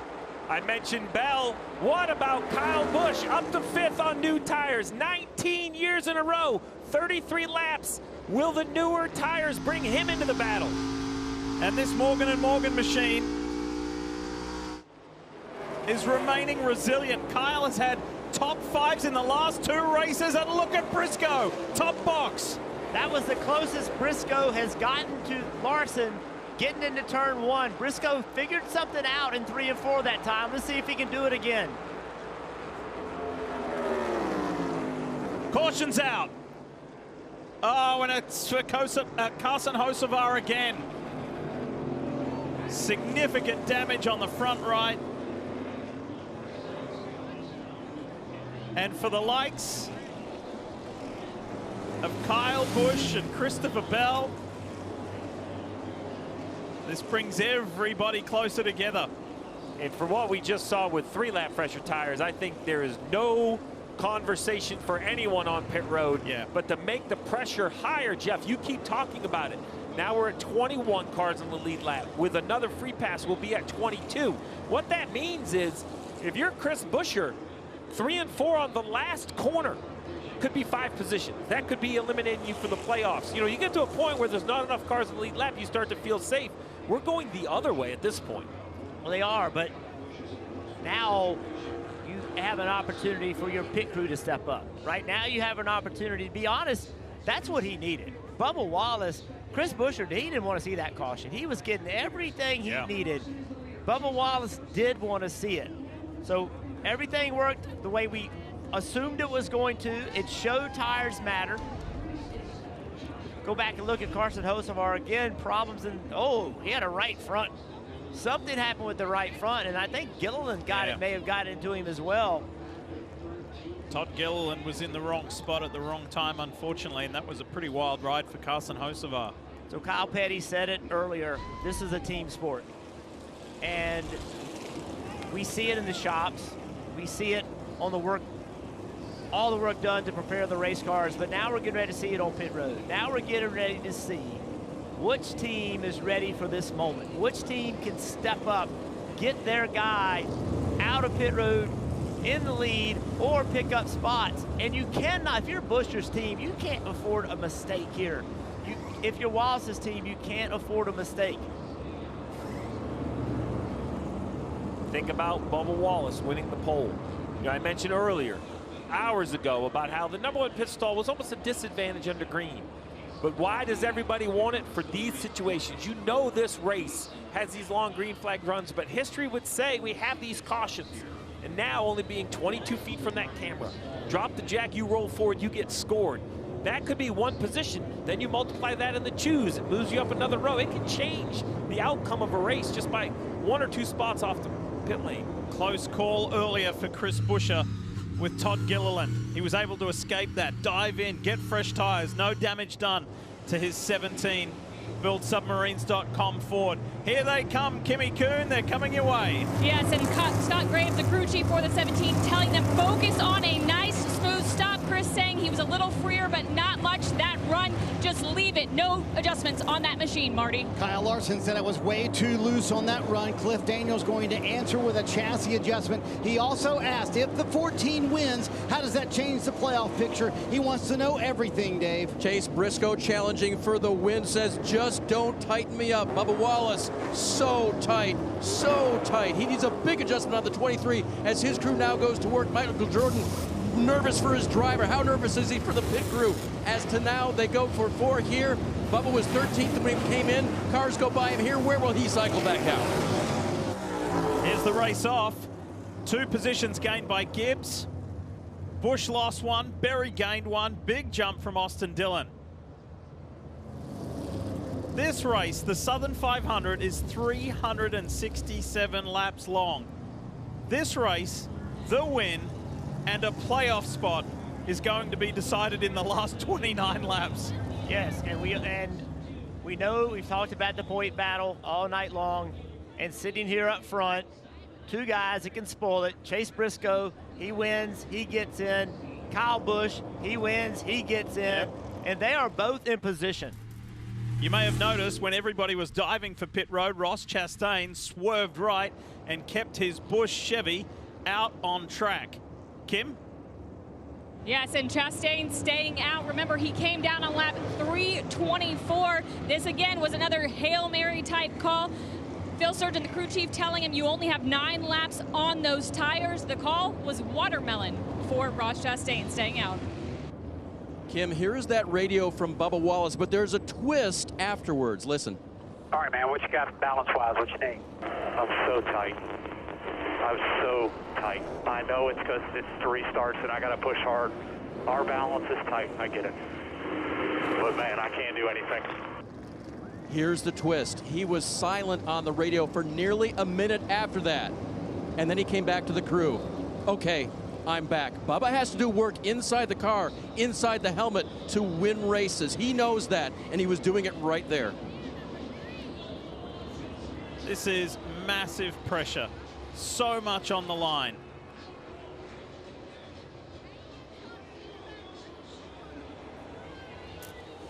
How about this, DJ, Kyle? Unbelievable. It's going to be decided in the last 20-plus laps for the Southern 500, not only for this race win, but the complexion of the playoffs. Yeah, I think one thing you have to look at, KP, these drivers have been out here over 3.5 hours already. Yes. I mean, it's stressful. We talk about the stress. You know, they condition themselves for races like this, but mentally, you can be drained too, but you have to step up somehow. Yeah, and at the same time, these drivers have been out there, and they're stressed, and the pressure's going up. These guys on pit road have just been in a rhythm, And now all of a sudden, you're asking them to jump this wall time after time and perform at the top level. Man, it's tough. We're sitting on the pit box, and I can feel the tension up here. Yeah, headed to the choose, guys. Well, that's the question, DJ. You know, the choose is normally which lane is better, but now with the one on old tires, Jeff, I know what you do if you're Larson, but behind Larson, where do you dare restart? If you're Brisco, you got to go with Larson. There you go. Even Hamlin's going to go with Larson. Ty Gibbs, all the way back in 5th, is the first one to line up behind Ross Chastain. And even further behind, everybody's going to the bottom. So just remind everyone how this works, right? The restart rule. The 1 is the leader of the race. So he enters the restart zone. He has the option to decide when to fire, when to accelerate. He can go from the first line to the second. I'm a big fan. I've said it forever. Go early. I want you to go way back here. As soon as you get into the zone, I want you to go. Now, the problem is if he goes and spins the tires, he may not look like he's accelerating, but Kyle Larson can hear that. And once he steps on the throttle, Larson can go. Marty?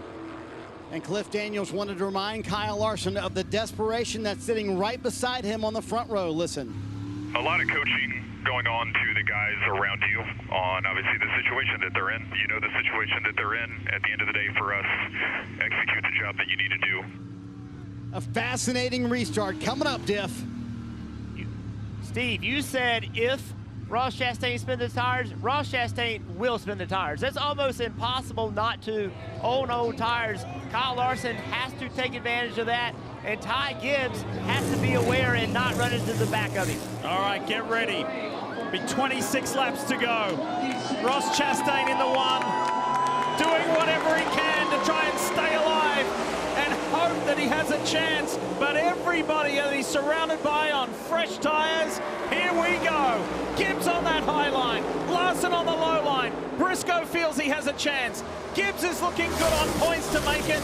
Brisco wants to race his way in like Chastain does. Here goes Brisco on the inside. The big move from Chase Brisco. This could be the difference between making the playoffs or not. Wow.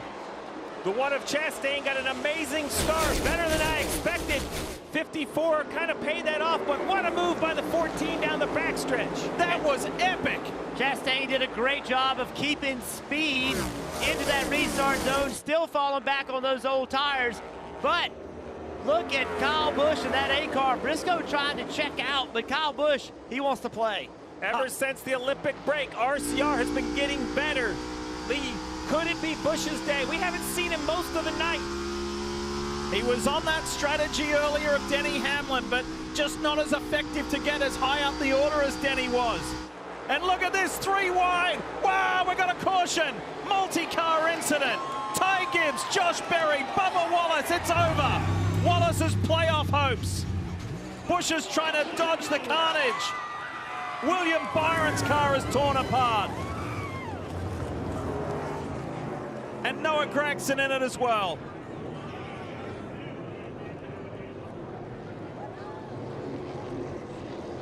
How badly damaged is that 23? Are the playoff hopes over or not? This is far from ideal for Bubba Wallace.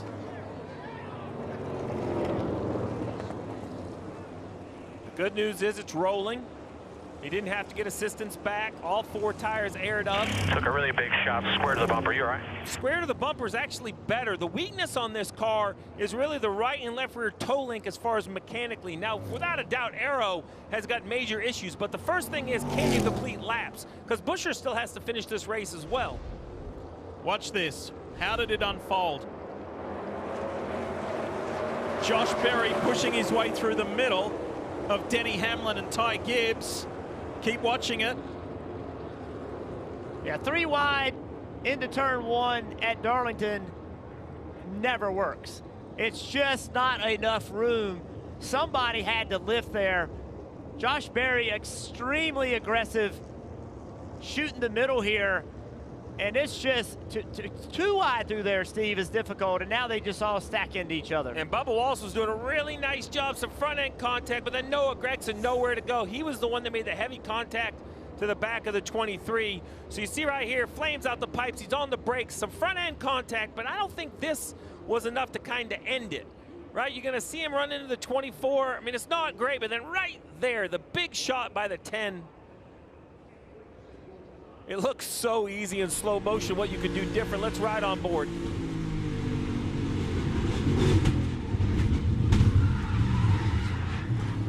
Even the front end contact, you saw the hood buckle. So, you know, the damage probably a little more severe than I initially thought. And while we've been consumed with where Bubba Wallace has been and Chris Buescher for that final spot, what changed the whole complexion of it was Chase Briscoe with the move of the race. Look at Michael Jordan's reaction here when he saw Bubba right in the middle of all of that. Yeah, he knows what that means. But to your point, Diff, you know, a 14 win, Briscoe win. It takes this away. Yeah, this whole conversation's a moot point at that. Because the 54 of Ty Gibbs, who was also involved in that, would get that 16th and final position. What a move that was by Chase Briscoe. Here's Dave. And keeping an eye now on the 23 repairs as they go to look at it. Steve, to me, the biggest thing is getting rid of that parachute in the rear. If everything else is straight, toe links are not broken, there it is right there, the right rear. Wouldn't you think just getting that in decent shape would be the main thing? Yeah, I think you're right, Dave. That's the main thing. But at this point, they know that this car can't keep up on pace. And really, if you're Chris Buescher in 10th, you have to start asking yourself, can you risk being in the next restart, which is an awkward conversation. But, you know, they have to ask themselves, do they think they need to win the race? They're riding around in 10th.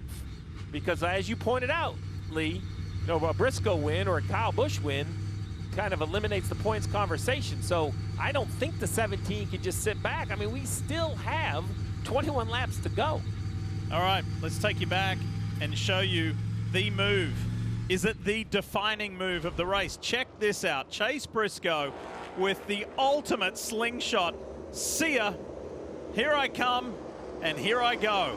Yeah, Larson and Gibbs got side by side, trying to deal with Chastain, who had older tires, and they just lost the momentum. See right here, they just get slow. Chase Briscoe did a nice job of laying far enough back, Steve, to take advantage of it.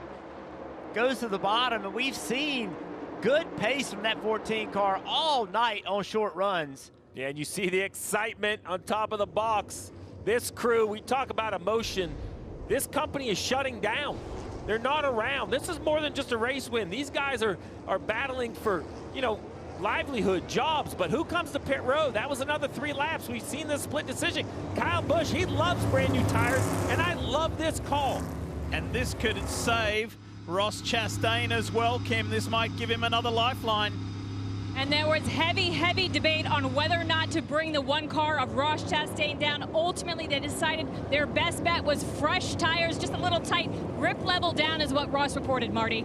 Kind of nothing to lose here for Denny Hamlin coming down pit road with 4 fresh Goodyear tires because they knew that other cars would pit. Ty Gibbs for now safe in the playoffs, but they're going to sit here and check the damage on the 54 car, Dave. The 8 appears unscathed. He's going for 4 tires and fuel and send him back out there. Who would have thought Kyle Busch would have had a chance? I bet I can tell you who Kyle Busch thought Kyle Busch had a chance, and they've got him up front where it counts now. Catching up with Richard Boswell on top of the 14 box. First of all, what a move by your guy. Yeah, I can't say enough about Chase. You know, he promised us last week that he was going to bring everything he had all night tonight, and he's an amazing race car driver. You know, there's 323 employees at Stewart-Haas Racing that didn't ask for the nonsense that's going on all year, and we want to win a damn race, and we want to do it for all those employees, and this one we can control, and we're going to do our very best tonight to control it and try and make those 323 employees proud. Did you have any idea as the race unfolded early, Richard, that the car would be this good? No, I knew we'd be good here. You know, we were good here in the fall race last year and in the spring race this year, and I knew Chase was in kill mode, and I know when we get him in that spot, he's as good as anybody I've ever seen. So just super proud of him, super proud of this team. Pit crew has absolutely stepped up tonight. Super proud of them. Engineers, car chief, everybody on this team's just done an amazing job. So just try and figure it out, finish it out in these last 19 laps. Racers know how to race. What a show. And how about the winless streaks that could be broken here? 73 races since Stewart-Haas last had a win. How about Kyle Busch? 46 and 93. That's since Phoenix, his only win in Cup for Chase Briscoe. It could be a victory here for either of these guys that gets them in to the NASCAR Cup Series playoffs starting next week in Atlanta. We couldn't ask for a more dramatic ending to the Southern 500. So many storylines. We have Briscoe, as you pointed out, but I look, you have Preece in 4th, Buescher 5th, Keselowski 6th. Elliott and Logano found their way back into the top 10. Kyle Busch on those fresher tires. Last time he had 3-lap fresher tires, he drove right into the top 5. I mean, 19 laps to go is a long time. The other side to this is how many more restarts will we see? Tire count, I jinxed this when I said they had enough because it's starting to run thin on some of these teams. Some only have 1 or 2 sets left in the pits. So, I mean, you know, when are you going to put on the last set? It never ends. It doesn't matter what the first 2 stages of the Southern 500. Those are like the survival modes. Yeah. You just have to get to this place. Think about the team. Look at Corey LaJoie in 11th. I mean, Corey LaJoie's in 11th. We saw him struggling to find his way right at the tail end of the lead lap. I mean, we have so many different players in this field. Chase Elliott. I mean, Chase Elliott's lap down. We saw him running in the 20s most of the night. A series of cautions, some smart strategy got him back in the game. And we saw Kyle Busch pit. He is the first car on tires. He's going to restart 9th. All right, Briscoe picked the top. Yep. That gives Larson the bottom of the racetrack. Let's talk more about Kyle Larson. Here's Marty. Can I add one thing more to the mix here, Lee? Sure. Back in 12th, Tyler Reddick pitted for brand new tires, and right now, as it sits, there's the regular season championship standings. He is only 3 points behind Kyle Larson with those fresh Goodyear tires. Could this move by Billy Scott after Tyler Reddick has been sick all night long earn them the regular season title? Another thing to watch in these final 18 laps. So much unfolding, so much on the line. What's this restart going to look like? How hard would Larson go? Let's go to some 14 radio. We can do this. Keep telling yourself that. We've got this. We're taking the green with 17 to go for the Southern 500 and a chance at a championship. We got this. Pump up mode, motivation mode. Ryan Preece, his Stewart-Haas teammate, is back on that 2nd row. Pace car off. Track is clear. The green will fly with 17 to go here in Darlington for the win of the Southern 500 for an entry to the NASCAR Cup Series playoffs. How ready is Chase Briscoe? Gets a flyer. Watch that yellow and black car, the 8 of Kyle Busch on the inside of Keselowski. Now lining up Preece. He goes to the inside of Preece. Christopher Bell is out chasing Briscoe. A great start by the 14, Jeff, matched by the start of the 8. Lots of positions in one set of corners. Yeah, Brisco did a great job. He kind of caught Larson sleeping a little bit, but look at Kyle Busch. Kyle Busch is coming hard. 3 laps, fresher tires, and a long winless streak on the line easily disposes of the 5 of Larson. The 263 laps led tonight looks like nothing versus the 8. Heartbreak last week for Kyle Busch. Here we go, inside Christopher Bell. The last 2 races, he's finished in the top 5. There's real momentum with this 8 team at Richard Childress Racing. Clears him, Busch to second. 2 guys in the top 2. If they win, they're in. And this isn't just fresh tires on anyone. This is on Kyle Busch, a 63 race winner, multi-time champ, future Hall of Famer. And has made the playoffs the last 11 years straight. He's got to make this work, though. He's got to take advantage of these new tires right now. I agree, Jeff. The longer they run, the newness goes away. They definitely equalize, and Chase Briscoe is not going to make this easy. And the closer Busch gets to Briscoe, the worse his car is going to drive. Briscoe shot out of a cannon on the restart. So impressive. That was a really good corner, 1 and 2 for Kyle Busch. He needs to run a little lower. He should be able to run lower than Briscoe with these newer tires. That'll give him clean air also. This lap will be the telltale. How much faster for the 8? We need a tenth and a half if he wants a chance. That time by about a half a tenth. The math says that's not fast enough. 13 to go here in Darlington. Chase Briscoe, Kyle Busch. It's a 2-driver, 2-car race to make it into the playoffs. Oh, there you go. I like that middle lane. Still lower like you asked, Jeff, but I thought he could roll the corner. Yeah, Briscoe got loose right there. Ran that high line. A little bit loose off the corner. Half a second between them, that's all.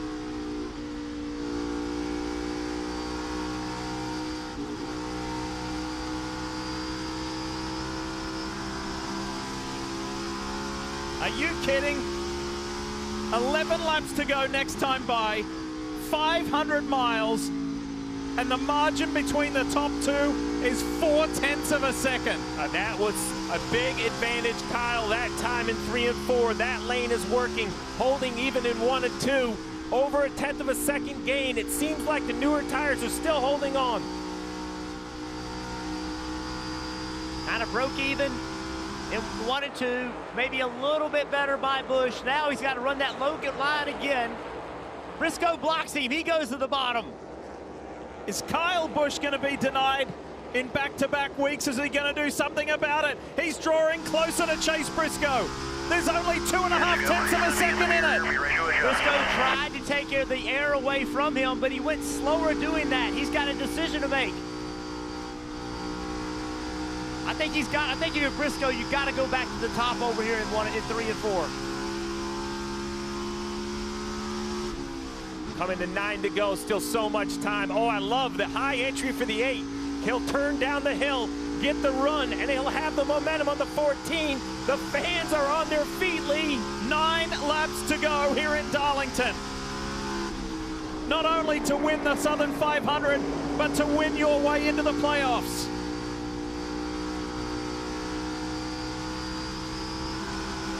All right, so this time, Briscoe guessed. What's he gonna do? This time he goes to the top. I think this is what Briscoe has to do. I think it's gonna be difficult for Kyle Busch to pull the pass off on the exit of 4. I know you hate to do it. You hate to give him clean air, but you're just gonna have to prove to me that you can drive underneath me. The 2-time Cup Series champion is chasing down a driver who has 1 Cup victory. And he's within a car length, maybe 2 behind Chase Briscoe. 8 to go. Traffic in front, just out of the frame. The 54 of Ty Gibbs going to try to get out of the way. Classy move, let these 2 figure it out. Yeah, I love what Briscoe did right there. He ran the line that he's the fastest in. Busch tried to run up there with him. It did not work. Brisco needs to stay to the top in 3 and 4, and Busch needs to get back to the bottom. A week ago, after finishing second to Harrison Burton, Kyle Busch said my only option was to wreck him. I wasn't going to do it. Does he still feel the same way here at Darlington? We're going to know right now if Kyle Busch has enough, because he did exactly what he needed to do. Brisco did what he needed to do, and Brisco still was able to maintain pace. Hey, fellas, back in 2020 when Chase Brisco won that Xfinity Series race, who did he fend off? Kyle Busch. Can Busch get revenge for that here tonight? I like what the 8's doing in 1 and 2. That higher exit is definitely working. It's allowing him to be closer at this end of the racetrack. The 14 right on the wall, but he can't touch it. See, that's where Briscoe's better. He's better up top, off of 4. He just is able to carry that momentum. Think about Richard Childress right now. The disqualification of Austin Dillon winning it at Richmond. The loss of the appeal. Then the loss last week, Kyle Busch. I mean, Richard Childress has been on a roller coaster ride.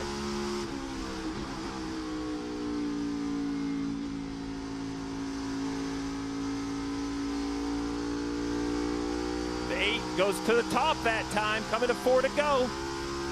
It was an advantage.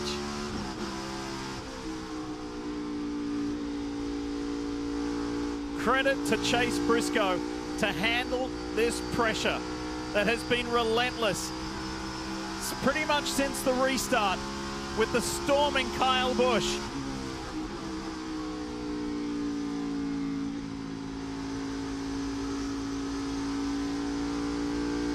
Oh, good run by Busch right here. Made some forward momentum on him. 3 laps to go, and just under 0.3 of a second between these two. Brisco got in too low that time. Allowed Busch to make a little bit of gain on him. This sellout crowd has been treated to one heck of a finish, and it's not over yet. Oh, touched the wall once. Here comes Kyle Busch. 2 laps to go.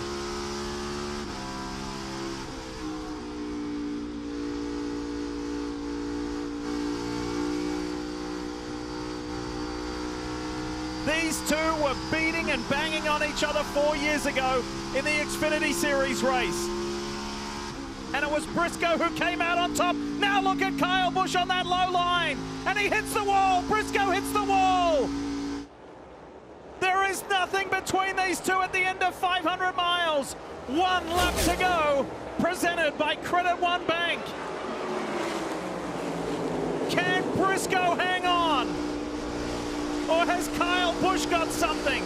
Both guys are going to break a very long winless streak. But who will it be? Kyle Busch throwing everything at Chase Brisco he can. It's a win and you're in. And the 29-year-old from Mitchell, Indiana, Chase Brisco wins the Southern 500 and is going to the playoffs. 2 weeks in a row, we have been treated to a win and you're in. This time, it's Chase Brisco. God, it's so good, dude. Holy smokes.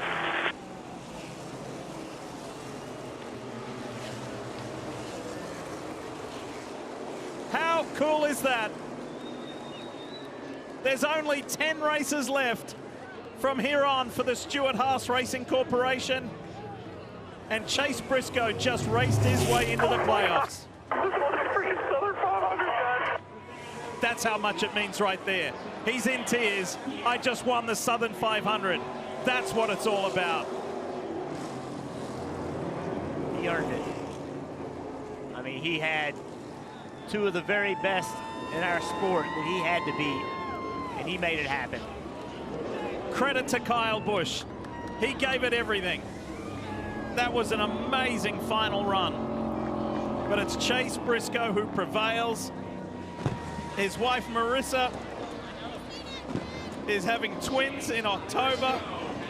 What an end to 2024 it is for the Brisco household. like that one, Stevie? What a battle. What a battle. You said it. To win the Southern 500 is one thing. To do it with the pressure, knowing that Stuart Haas is going away in 10 races is another. And then to cap it off, to hold off, you know, Kyle Busch, 63 wins, 2 championships. That resume chasing you down, it's just quite amazing. And we see this out of Brisco. This raw talent, when he gets the opportunity, he puts it on display. And these fans in Darlington all standing and cheering him on as he salutes. I love the classy backwards victory lap. Darlington just doesn't disappoint. It's just amazing how the end of these races, you said it, Lee, at the end of 480 miles, here we are racing like this. It's just never disappoints. And courtesy of that win, unfortunately, these two guys don't have a say in the matter. These two being Chris Buescher and Bubba Wallace. When there was a new winner, with Martin Truex being locked in, even though crashing out, Ty Gibbs gets the last spot. They're out, this man's in. And by the way, the drama continues. The points are in, and Tyler Reddick has won the regular season by 1 single point. 1 point.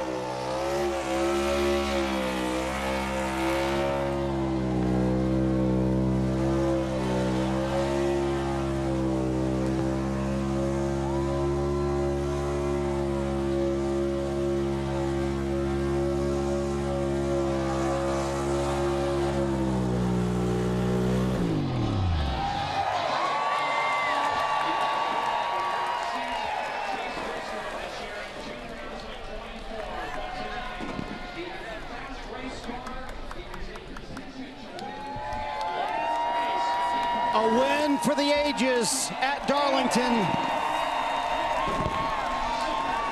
Chase Briscoe and Stuart Haas Racing are in the 2024 playoffs. Great job.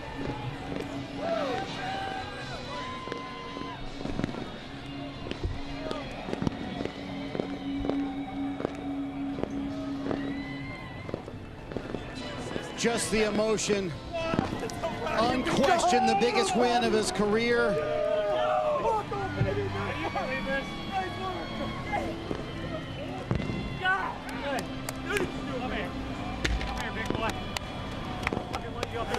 The crew congratulating wife Marissa and his son coming in tears as well.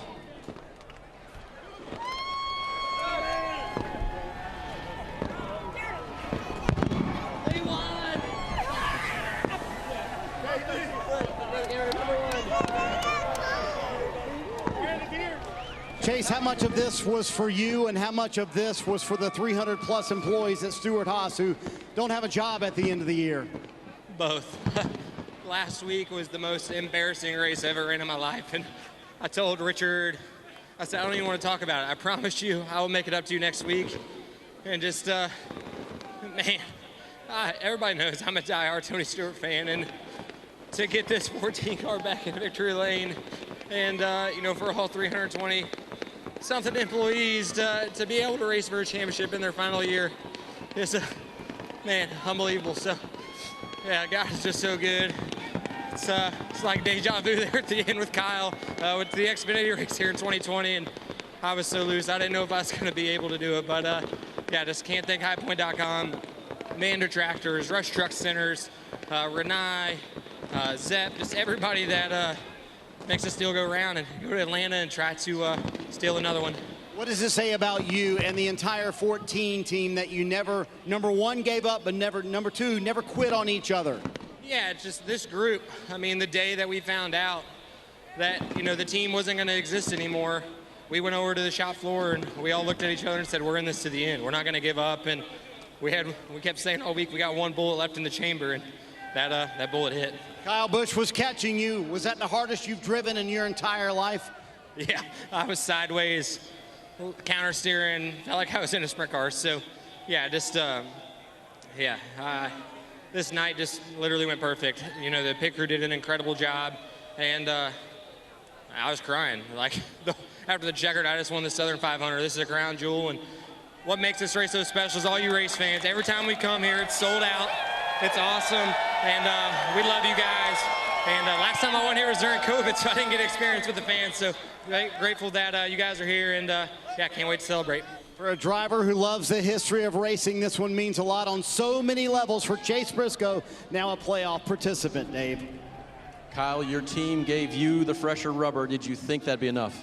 Yeah, I did. When I made it through a few of those guys right there on the start, I thought we'd have a shot to get there, and I think I just needed him to have maybe 3 or 4 more laps, older tires, for me to be able to break through the wake. Once I got within his air, I really didn't have enough to power through that to get closer. I was kind of sliding already. So hate it for our guys, everybody on our team, everybody at RCR, and this Morgan & Morgan Chevrolet. They turned it around the last 4 or 5 weeks, and we've run a lot better, and that's been much improved and beneficial to our team and the organization. So something to build on and get better for. You know, we just missed a lot in the early part of the year and through the middle part of the year to put ourselves in this spot, to be on the outside looking in. So to come in here for a last-ditch effort and have a shot. I mean, early in the race, I wouldn't have thought we had a shot. So felt like we really overachieved there towards the end and got a really good finish for what we had, or what I thought we had. And we'll take it and keep building on it. It's kind of a tale of 2 seasons, right? Because you had legitimate shots the last month or so. And Atlanta, yeah. You know, so it's it's just short. You know, come up short, and you know, maybe I'm a washed-up old dog, but hopefully I can find a few more trophies. I think not, but I think you'll be looking for that victory to keep the streak alive in the last 10 races here, right? Yeah, no doubt. I mean, that's, you know, I wanted it last week. I wanted it this week. I wanted it in Atlanta. I wanted it in Vegas. You know, there's been a lot of opportunities. Daytona 500, we were up front all day. So I can count them, you know, at least on a hand. Maybe I need 2 hands to count opportunities that have slipped away. So we're achieving right now and getting success from those runs and pulling in the finishes that we need. It's a good look from the 8 right now. Too bad they couldn't capitalize tonight, guys. What a phenomenal run it was from Kyle Busch. This guy fought as hard as he could as well. Bubba Wallace, excellent qualifying yesterday. Started on the pole, gave it his all, but it's not to be. He will not be in the playoffs next weekend. On the flip side, his teammate, who battled sickness all race long, is the regular season champion by 1 point over Kyle Larson. Could we have any more drama in the Southern 500? That was incredible. The margin of victory, 3.5 tenths of a second after 500 miles. An incredible racing performance by Chase Briscoe to win his maiden Southern 500. An emotional win for so many, for more than Briscoe. What a night here at Darlington, and we've got plenty more to come.